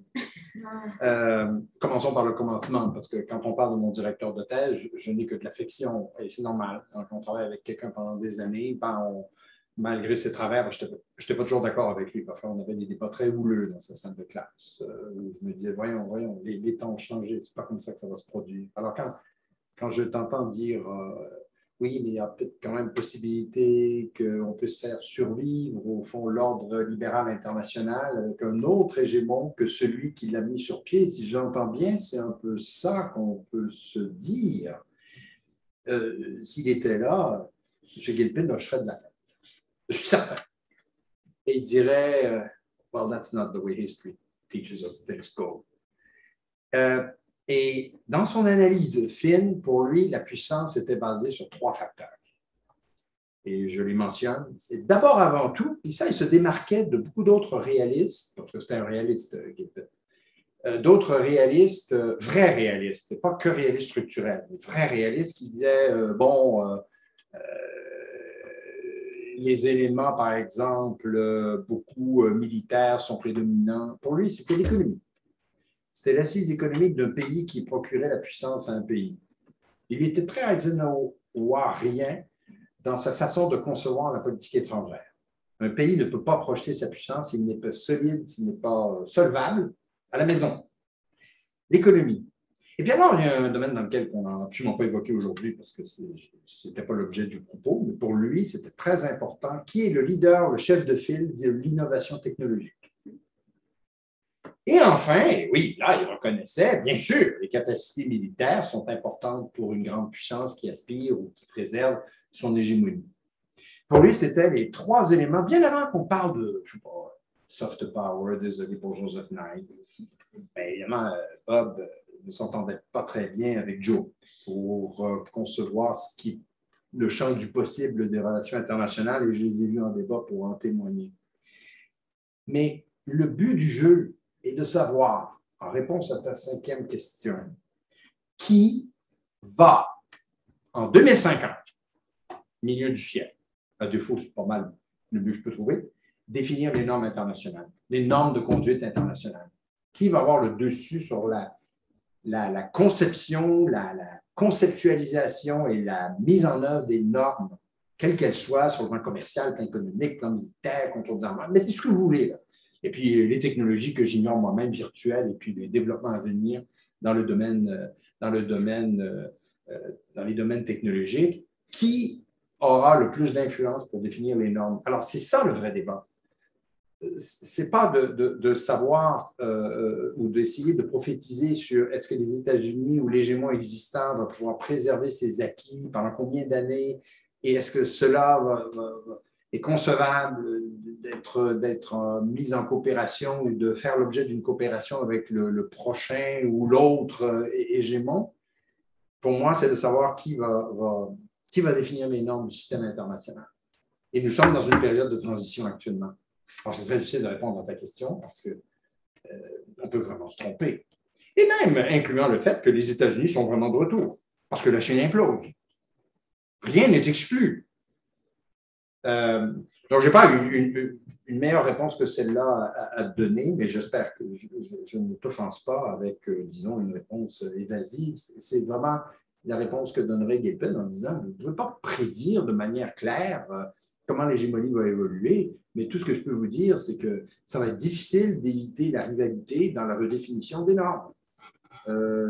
L'histoire nous enseigne que ça ne se fera pas ou difficilement par voie coopérative. On verra. On viendra dans un temps pour se demander est-ce que finalement il a eu raison ou pas. Tu as raison de dire que les enjeux de politique étrangère sont soumis aux enjeux de politique intérieure dans l'histoire de la politique étrangère américaine. D'ailleurs, quand j'enseigne le cours, je dis toujours que c'est l'une des dimensions que je trouve intéressante d'analyser de cette politique étrangère, c'est de dire n'oubliez jamais que les débats de politique intérieure ont une influence sur les débats de politique étrangère. Donc, je me contredirais à dire le contraire de ce que je crois. C'est très vrai, ça.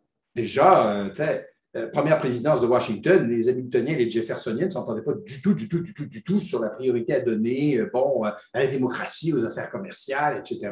Et les débats, il y en a eu. Les guerres, moi, je pense toujours aux guerres. Tu évoques Pearl Harbor, et tu as parfaitement raison. Ça prenait un événement catalyseur pour amener, pas Roosevelt, parce qu'il le savait, mais amener Roosevelt à dire cette fois, je tiens le morceau pour convaincre les Américains que vous ne pouvez pas, on ne peut pas ne pas s'impliquer dans les affaires internationales. Et d'ailleurs, on lui a beaucoup reproché d'avoir attendu aussi longtemps. Beaucoup. Notamment pour le sort qui était bien connu des Juifs en Europe.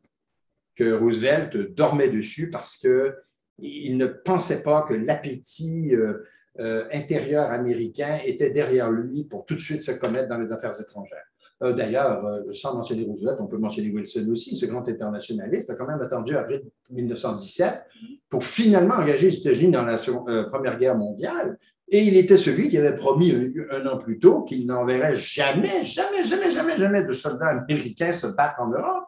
C'est juste des vieux conflits et que les Américains étaient passés par-dessus tout ça. Le plus possible s'en éloigner. Donc, c'est vrai que ce n'est pas nouveau. Et je pense que c'est bien la preuve que ça prenait un événement majeur, comme le 11 septembre, comme Pearl Harbor. D'ailleurs, on a beaucoup comparé les deux, pour changer, d'ailleurs, à l'époque de Bush, qu'il disait « Je veux une politique étrangère humble ». Avec l'humilité, on repassera, parce qu'après ce qui s'est passé en 2001, ce n'est pas tellement l'humilité, c'est plutôt un moment impérial qu'on a connu de l'histoire américaine. Alors, ça a été, comme on dit en bon anglais, un game changer. Non, ce n'est pas nouveau, mais que ce soit aussi structurant, je me trompe peut-être. Et au fond, je suis un peu au début d'un programme de recherche. Alors, il faut être assez humble pour dire il y aura des ajustements et je dois prendre en considération les remarques que je recevrai. Mais je ne pensais pas au départ avec Trump que ça allait être le cas, et après Trump, je me dis, c'est vrai, il y a quelque chose qui a changé, qui a cassé. Peut-être que je n'ai pas mis le doigt sur le bobo, mais ce qui a cassé, c'est cette idée de l'intérêt national américain distinct de l'intérêt domestique. Comme facteur structurant de la politique étrangère américaine, que je ne retrouve pas de manière aussi durable, de manière aussi intense sur la durée dans d'autres présidents. Mais ça ne veut pas dire non plus que dans ces autres présidences, je pense à Johnson et l'intervention au Vietnam, qu'il n'y avait pas la considération de politique intérieure derrière la tête. Mais alors, j'ai pas de temps, on pourrait se faire l'avocat du diable et dire dans certains choix décisionnels, il aurait pu dire « The hell with it ». Si George Ball a raison, ben finalement, pourquoi est-ce que je m'obstine à aller là? Oui, il avait peur des républicains, c'est vrai, mais c'est surtout sa peur de céder au rôle et la mission fondamentale des États-Unis de l'endiguement du communisme. À tort. Mais il faut reconnaître qu'il est clair que pour lui, il y avait un intérêt national américain au-delà de l'intérêt électoral. Là, et de l'exprimer de manière aussi ouverte et de manière aussi peu élégante ou diplomatique, me semble aussi être quelque chose qui a changé. Trump a changé ça, de dire, c'est clair, maintenant, que la politique extérieure doit servir la politique intérieure. C'est une chose de le penser occasionnellement et de le soulever, mais alors de le dire ouvertement et de l'affirmer aussi ouvertement et de répéter sans cesse que les Américains veulent rester chez eux, ne veulent pas s'impliquer, ne veulent pas faire ceci, les autres abusent d'eux, ne veulent pas participer dans les organisations internationales, ça ne donne rien, on perd de l'argent, il ne faut pas les financer, ce financement c'est une perte d'argent, l'aide à l'étranger c'est donner de l'argent sans recevoir rien en retour, etc., etc., etc. Et le discours, à mon avis, est quand même pesant. Je peux me tromper, évidemment.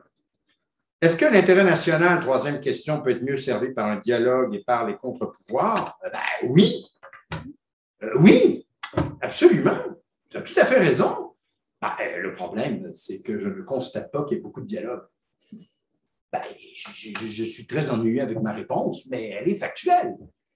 Il y avait beaucoup plus de dialogue auparavant entre républicains et démocrates, quelles que soient les couleurs exécutives ou législatives, pour dialoguer, n'est-ce pas, dans le bureau ovale ou dans le salon attenant de la Maison-Blanche sur la manière de peut-être voir les affaires internationales. Ce dialogue n'existe plus. Ce dialogue est rompu en raison d'une opposition épouvantable entre les partis sur la manière de concevoir tout. Et je ne crois pas qu'existe même presque un intérêt national actuellement. On a l'impression que c'est un intérêt à la pige et que c'est un intérêt qui est calculé tel une éprouvette en fonction de l'humeur politique du jour. Écoutez, même Joe Biden s'est amené à Glasgow avec les yeux rivés derrière lui sur le Congrès. L'intérêt national ne peut pas être mieux exprimé, ou l'absence de dialogue, par le fait qu'il a presque dû s'excuser en disant « Je n'arrive pas avec quelque chose pour vous ». Pour moi, c'était la consécration de cette subordination de la politique étrangère à la politique intérieure. Un Joe a nuit à l'autre Joe pour l'intérêt national des États-Unis.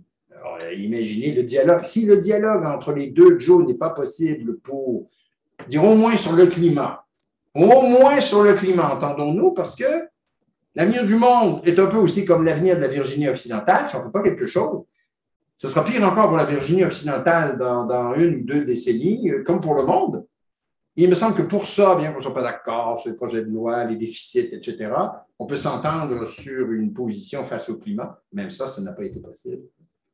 I rest my case, comme dit le procureur général. Deuxième question, par quel mécanisme oui, c'est-à-dire empiriquement, tu me demandais par quel mécanisme la politique étrangère est-elle soumise à la politique intérieure. Je pense que j'ai commencé ma réflexion par la première et bonne explication qui est le legs de Trump, c'est-à-dire les calculs électoralistes, qui, à mon avis, sont bien trop pesants. Je veux dire franchement, et ça, ce n'est pas une remarque que, honnêtement, je fais uniquement pour les États-Unis, si vous me suivez. C'est bien beau de toujours vouloir suivre l'opinion publique, parce que j'ai l'impression qu'on est rendu là, mais parfois, l'opinion publique peut se tromper. L'opinion publique peut se tromper, je ne dis pas ça à la légère. Encore une fois, Harry Truman, s'il avait écouté l'opinion publique, les États-Unis ne seraient pas impliqués dans les affaires du monde, et on serait retourné dans une situation post-Première Guerre mondiale. Et je pense que ça aurait été une erreur. Si quelqu'un dit après ça, il y a d'autres exemples, d'accord, mais j'en donne un. Comme un avocat qui plaide en cours. Je vous donne un exemple de pourquoi je pense parfois qu'il est dans l'intérêt aussi de dire je veux vraiment faire ce qui est bien pour mon pays. Je veux vraiment faire ce qui est bien pour mon pays. Et je pense que là, nous sommes très loin de ça, très, très loin de ça. Et Joe Biden, je trouve, ce président qui s'est annoncé un président transformationnel, n'a rien de transformationnel dans les affaires internationales. Je crains beaucoup que ce soit un président transitionnel. Et que celui qu'on pensait transitionnel, finalement, s'est avéré beaucoup plus transformationnel qu'on l'avait anticipé. Et on aura la réponse en 2024. Qui est transformationnel? Qui est transitionnel? Alors, si vous me permettez dans cette transition, cher professeur Philippe David, en 2022, nous serons producteurs, mais donc du coup, nous devrions être pleinement voilà, dans cette logique. Alors, pour équilibrer un peu les questions de la salle en présentiel, c'est simplement pour qu'on puisse avoir le temps de prendre d'autres questions très complémentaires et qui reviennent bien sur un des arguments que vous avez particulièrement développé, à savoir le China bashing, ce consensus bipartisan donc, pour mettre la Chine au cœur des préoccupations intérieures. Eh bien, ça paraît peut-être parfois contradictoire pour certains observateurs et c'est certaines questions qu'on a de notre salle virtuelle qui rejoignent cette observation. Moi, je vous aurais peut-être posé la question, est-ce que derrière cette rhétorique d'opposition, il n'y a pas aussi des enjeux qu'on voit moins et qui sont des enjeux économiques? Et ça rejoint la question de Michel Fouché qui nous dit, pourtant les Américains achètent des produits chinois, les investissements aux États-Unis continuent, les investissements américains en Chine continuent, Wall Street joue à fond les banques chinoises. Comment comprendre cette contradiction avec la rhétorique politique, cher professeur David? Parce qu'on n'est pas à une contradiction près. Michel, s'il écoute, si c'est bien le Michel Fouché que je connais, c'est que de toutes les manières, le discours anti-chinois ne peut pas changer la réalité. La réalité, et d'ailleurs, tiens, ça m'y fait penser, parce qu'il parle de Wall Street et de banques. La réalité, c'est qu'en gros, un quart des obligations et de l'intérêt payé sur le déficit budgétaire et la dette publique américaine est financé par la Chine. Donc, si la Chine retirait son financement de la dette américaine, l'ennemi chinois serait, comment dire, rien du tout par rapport à l'ennemi financier qui ferait irruption sur la scène américaine. Donc, mais c'est payant électoralement de faire, et je ne parle pas juste de la présidence, ici je parle aussi du Congrès, parce qu'on va être en élection, comme vous l'avez dit, l'an prochain. c'est payant que de faire du China bashing pour rallier les électeurs, même si au fond, c'est très bien que dans la réalité, il y a 20% de votre dollar ou de votre euro qui est financé par les Chinois. Et s'ils retiraient leur billet des obligations ou ne les achetaient plus, vous seriez dans la dèche. Je ne pense pas non plus que les sanctions économiques imposées par Trump aient aidé le consommateur ou la consommatrice américaine. Loin de là. Alors, sa théorie qui prophétisait que d'être dur, de faire du commerce à la dure, ça allait favoriser la classe moyenne, ça reste encore à démontrer. Parce que quand tous les produits ménagers qui continuent en effet de se vendre aux États-Unis, comme chez nous et chez vous, qui viennent de Chine, sont à rabais ou coûtent beaucoup moins cher que ceux qui sont made in America, le consommateur, comme tout le monde, il va acheter ce qui est le plus économique. Enfin, je pense que, par exemple, nous, au Canada, on a le problème du Buy American Act. Ça, c'est vraiment un leg de Trump que de dire que les compagnies américaines vont devoir produire leurs pièces aux États-Unis. Encore une fois, les patrons d'entreprise disent c'est pas aussi évident que ça, parce que les salaires sont très différents entre la Chine, par exemple, et les États-Unis. Donc, ce n'est pas parce qu'on dénonce la mondialisation et qu'on fait du China bashing que ça change pour autant les données fondamentales d'une économie interdépendante. Et c'est ce qui me fait dire en passant que dans cette fichue nouvelle guerre froide qui est un peu annoncée, ça ne peut pas être la même chose que l'ancienne pour une bonne raison fondamentale. L'URSS de l'époque et les États-Unis ne commerçaient pas entre eux. Alors que là, vous avez, on disait 2 scorpions dans la même bouteille parce qu'ils avaient les armes nucléaires, mais là, ici, ajouter aux armes nucléaires, bien plus d'ailleurs que les armes nucléaires, ajouter le fait qu'ils sont en interdépendance économique telle que s'ils se font mal, ils se font mal l'un et l'autre. Personne ne gagne. Donc oui, Michel, je suis d'accord avec vous. Excellent, merci beaucoup. On va prendre quelques questions de la salle aussi présentielle pour équilibrer à la fois la salle virtuelle et la salle présentielle. Est-ce qu'il y a des questions qu'on peut regrouper? Je peux en prendre 3 et je les regrouperai avec des questions de la salle virtuelle. Est-ce que, alors, le professeur Hostels et puis monsieur derrière, est-ce qu'on a un micro ou est-ce que c'est vous levez? Je pense qu'on va bien vous entendre et je relayerai la question, chers collègues, si c'était moins évident pour la presque centaine de personnes qui nous écoutent. Oui, c'était un petit peu comme faire l'avocat du diable. J'aime ça. À la fois sur le China bashing et puis sur l'articulation politique intérieure-extérieure. Est-ce qu'on ne peut pas avoir une lecture purement extérieure de dire finalement la Chine est l'hégémone de demain dans le trend actuel?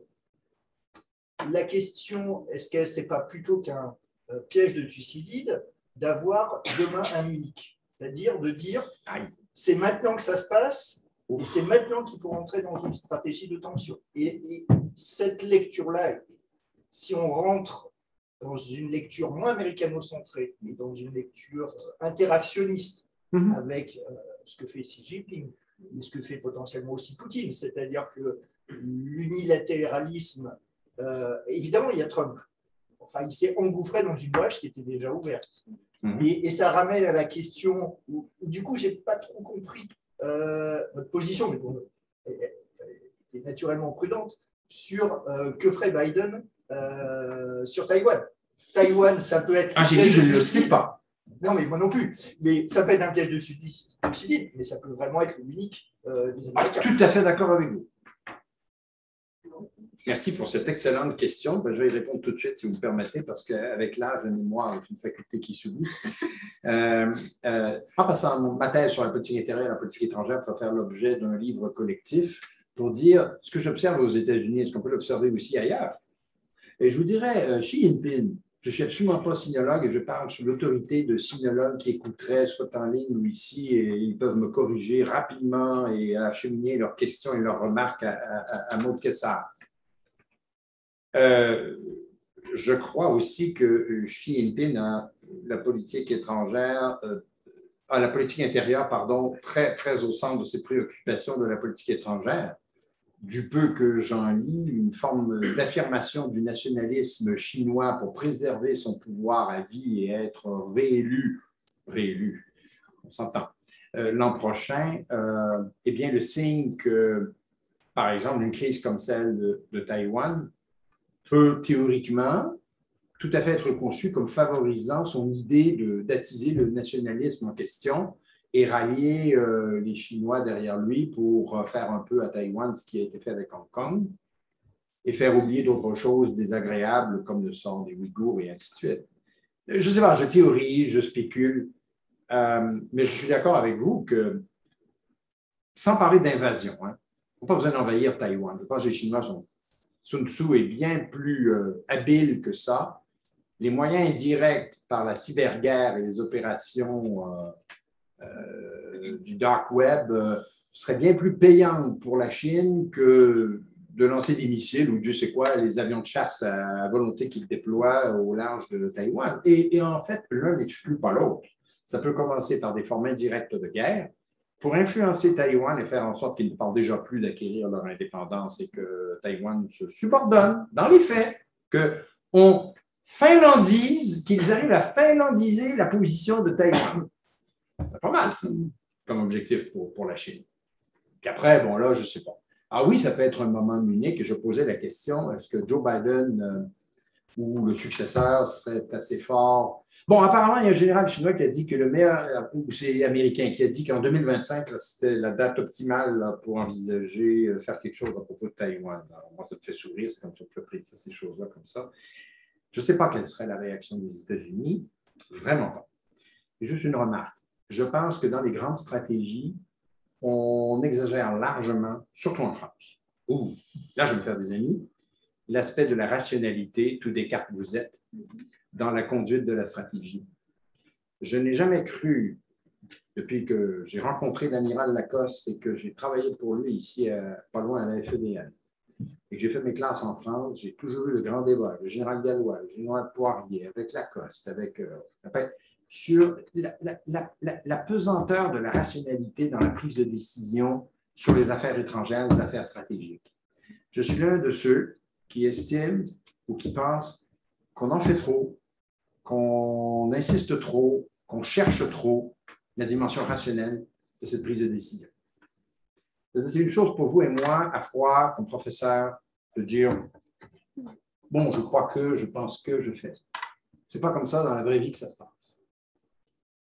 Mes études que Maud connaît, je crois, sur l'histoire décisionnelle de la politique extérieure des États-Unis dans mon livre Au sein de la Maison-Blanche m'ont trop révélé d'aspects irrationnels, de choix imprévisibles, bien que dans le champ prévisible, imprévisible dans la décision finale prise du choix, qui ont marqué l'histoire de la politique extérieure des États-Unis pour ne pas donc faire attention à toutes les prophéties et toutes les prévisions possibles sur ces choix. Je pense que cette rationalité a le dos large et je ne suis pas sûr que dans le débat que vous évoquez, elle serait longuement réfléchie, mûrement amenée. Et, je pense que c'est Maud, ton collègue qui évoquait la bureaucratie. Aux États-Unis, ils ont le bras long. Et je n'ai jamais trouvé de grand terrain d'entente entre les acteurs bureaucratiques sur la marche à suivre dans quelconque dossier crise internationale. Sauf de rares occasions, j'en conviens. Pearl Harbor, 11 septembre, figure certainement parmi ceux-ci. Et peut-être dans les crises, dans les game changers, dans les surprises qui ne sont pas vraiment stratégiques, il y a aussi la COVID-19 qui a été... Alors, on va garder ce sujet entre parenthèses parce que je vais... Ne me lancez pas sur la COVID. D'abord, je ne veux pas l'attraper. Et puis ensuite, Trump a géré ça comme un plouc. Soyons honnêtes. Alors, heureusement que ses assistants étaient bons, par contre. Le docteur Fauci et les autres, ils ont mis en marche Warp Speed là, et ils ont produit un truc unique dans l'histoire, une série de vaccins, écoutez, en un an. Je veux dire, on a des ancêtres qui seraient bien jaloux avec la grippe espagnole, qui auraient dit, si seulement malgré tout Trump avait été là, on aurait peut-être eu des vaccins. Ou la lèpre, ou peu importe, ou la peste, on aurait mieux survécu. Mais ce n'est pas Trump lui-même et aussi intelligent aurait-il pu l'être, qui aurait tablé là-dessus pour amener non seulement les Américains, mais la planète à adhérer cette politique. C'est vraiment ces assistants qui ont fait un travail remarquable. C'est quand même le gars qui dit qu'il fallait quoi, absorber de la chloride pour se guérir du vaccin, pour se guérir du virus. C'est quand même étonnant. Excusez-moi, je vous ai interrompu, c'était malvenu de ma part. La compétition entre puissances est aussi passée par la Covid-19, mais moi je vais vous ramener à une autre puissance sur cette rive en fait de l'Atlantique, puisqu'on est dans le Pacifique tout à l'heure. Et donc, une question de notre salle virtuelle, la politique étrangère américaine que vous avez détaillée pousse vers plus d'autonomie chez les partenaires internationaux. Pourtant, la position de l'Union européenne dans l'opposition entre les États-Unis et la Chine populaire ne semble pas être au goût de Washington. Bruxelles a-t-elle les moyens de représenter une troisième voie et, comment les États-Unis percevraient-ils cela? Et si vous le permettez, je vais grouper avec une autre question qui est aussi liée finalement à la position des États-Unis vis-à-vis d'autres partenaires incontournables à cheval entre l'Europe et le Proche-Orient, puisque une question qui concerne la politique de Biden vis-à-vis de la Turquie. La Turquie reste-t-elle toujours pour les États-Unis un partenaire incontournable? Est-ce que vous pourriez avoir quelques mots là-dessus? On devra conclure malheureusement, car nous arrivons au terme de cette conférence dans 5 minutes maintenant. Bon, si on doit conclure rapidement, ça veut dire quand même qu'il y a un certain engouement pour au moins le sujet de la conférence, à défaut d'avoir un engouement pour l'orateur de la conférence. Mais je pense que c'est des sujets qui nous parlent tous et qui nous intéressent tous. Je vais régler rapidement le cas de la Turquie. Il y a de plus en plus vraiment de méfiance et de distance à Washington, chez à peu près tout le monde, sur la valeur ajoutée de la Turquie pour à peu près tout, sauf la base d'Incirlik et puis l'intérêt stratégique américain d'y disposer d'une base aérienne pour ces opérations, d'ailleurs qui prennent fin au Proche-Orient. Et il n'y a pas le courant ne passe, mais alors pas du tout, entre déjà Biden et Erdogan, pour toutes sortes de raisons. Mais je ne m'attends pas à ce qu'il y ait un réchauffement, on va dire ça comme ça, des relations entre les États-Unis et la Turquie en raison de tout ce qui s'est passé, tant sur le plan intérieur qu'extérieur en Turquie. Et je dirais que Biden ne souhaiterait certainement pas en faire un enjeu. Voilà. Que ça ne doit pas être un enjeu parce que ça l'amènerait à ce moment-là probablement à antagoniser d'autres personnes et à devoir débattre sur d'autres plans du sort de la Turquie, comme par exemple, évidemment, avec le premier sujet qui est celui de l'Union européenne. Comme Canadien, je vais répondre à la première question de cette manière suivante. J'osais croire, j'avais espéré en 2017, quand Trump est arrivé à la Maison-Blanche, on a réalisé assez vite que he meant what he said and he said what he meant, whatever he said, que des pays comme le Canada, la France, l'Allemagne, pour ne mentionner que ces trois-là, et je m'excuse d'avance si j'ai peut-être oublié d'autres pays où je ne les ai pas mentionnés, mais je n'ai pas mentionné tous les membres de l'Union européenne, j'avais un certain espoir qu'il y aurait comment je pourrais appeler ça, une coalition, un regroupement démocratique de pays qui se disent, bon, on va se serrer les coudes, on va retrousser les manches et se mettre au travail. Emmanuel, Angela et Justin pour dire c'est pas vrai qu'une seule personne, parce qu'il s'agit de ça, même si le président des États-Unis va nous transformer déjà, nous, en ennemis des États-Unis, alors que les vrais ennemis, il me semble, c'est plus Poutine et Xi Jinping que nous. Parce que je me souviens trop bien du sommet au Québec qui s'est déroulé en 2017 où Trump a accusé à peu près tout le monde de tous les torts. Et puis, enfin, c'était disgracieux ce qui s'est passé lors de ce sommet. Et il y a des photos qui témoignent de cette disgrâce diplomatique qu'on n'oserait jamais imaginer que se produise ici à Paris de la part d'un président. Ses prédécesseurs se sont retournés dans leur tombe, j'en suis sûr, pour dire « Oh my God ». J'aurais cru que c'était possible qu'il y ait une telle coalition ou un tel regroupement. Ça ne s'est pas produit. Alors, ça ne veut pas dire que ces gens-là ne sont pas gentils. Pas de critique personnelle. Mais il n'y a pas eu ce renforcement du pôle, on va dire, démocratique de pays comme ceux que je mentionne. Et qui aurait amené donc l'Union européenne, elle aussi, à peser fort pour que plein de choses soient préservées. J'ai eu le sentiment qu'il y a eu d'une part une politique d'attentisme, de dire ben, ça va passer, et une politique un peu plus passive, trop passive à mon goût. Moi, je l'ai dit dans mon pays, et j'aurais espéré que la même chose se produise aussi en France et en Allemagne. Ça ne s'est pas produit. Est-ce dire que ces pays, je mentionnais, n'exercent pas sur le plan international et diplomatique autant de puissance, autant de force, autant d'influence qu'on ne le croyait? Ça me ferait bien en peine que je vous laisse avec ce dernier message en disant que la réponse c'est « eh ben non ». Ils ont de moins en moins d'influence sur la scène internationale et on peut le mesurer de toutes sortes de manières. Pour des stratèges, on va regarder les budgets, par exemple. Budget de défense. Je vois la France glisser. Remarquez que ce n'est peut-être pas non plus l'avenir du monde, hein. Mais je suis dans une école militaire. Les militaires qui écoutent ou qui sont présents vont dire, sans doute, merci, monsieur le professeur, d'évoquer la question fondamentale. Si on ne croit plus qu'investir dans la défense est une chose importante, où s'en va-t-on? On a le même débat au Canada, puis alors en Allemagne, c'est un débat sempiternel.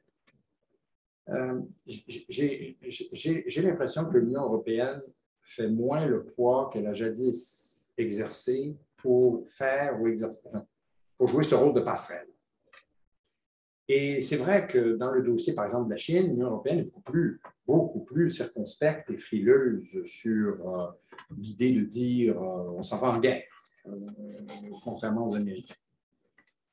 Tant mieux, et c'est peut-être sage, par exemple, sur des dossiers comme la Huawei, puis le G4, et puis, enfin, d'avoir des positions beaucoup plus modérées est une bonne chose. Mais je ne suis pas sûr, je ne sais pas si à terme, ça sera aussi influent et aussi, avec des résultats aussi concrets qu'on ne l'espère. Je ne suis pas sûr, parce que même l'Union européenne, sur le plan diplomatique, je le répète, de mon point de vue outre-Atlantique, exerce moins de, je vais être brutal, moins de pertinence et d'influence que jadis. Et je pense qu'il y a sans doute des raisons pour cela que je pourrais évoquer, mais là, le temps passe. Merci infiniment, professeur David, pour toutes Je ces vous en prie, réponses, merci pour pour cette votre très belle accueil. conférence, et on remercie toutes nos audiences, à la fois présentielles et puis surtout nos salles virtuelles, puisqu'on était retransmis sur plusieurs supports aujourd'hui avec les réseaux IRSEM, Institut des Amériques, et puis j'imagine que nos collègues de la chaire, Raoul Dandurand, n'étaient pas très loin, en tout cas virtuellement. Merci à tous, merci infiniment, professeur David. Merci à Élie Baranet, mon collègue, d'avoir discuté et posé ces questions. Et nous allons déjeuner. Très belle fin de journée à tous. Au revoir. Merci à vous.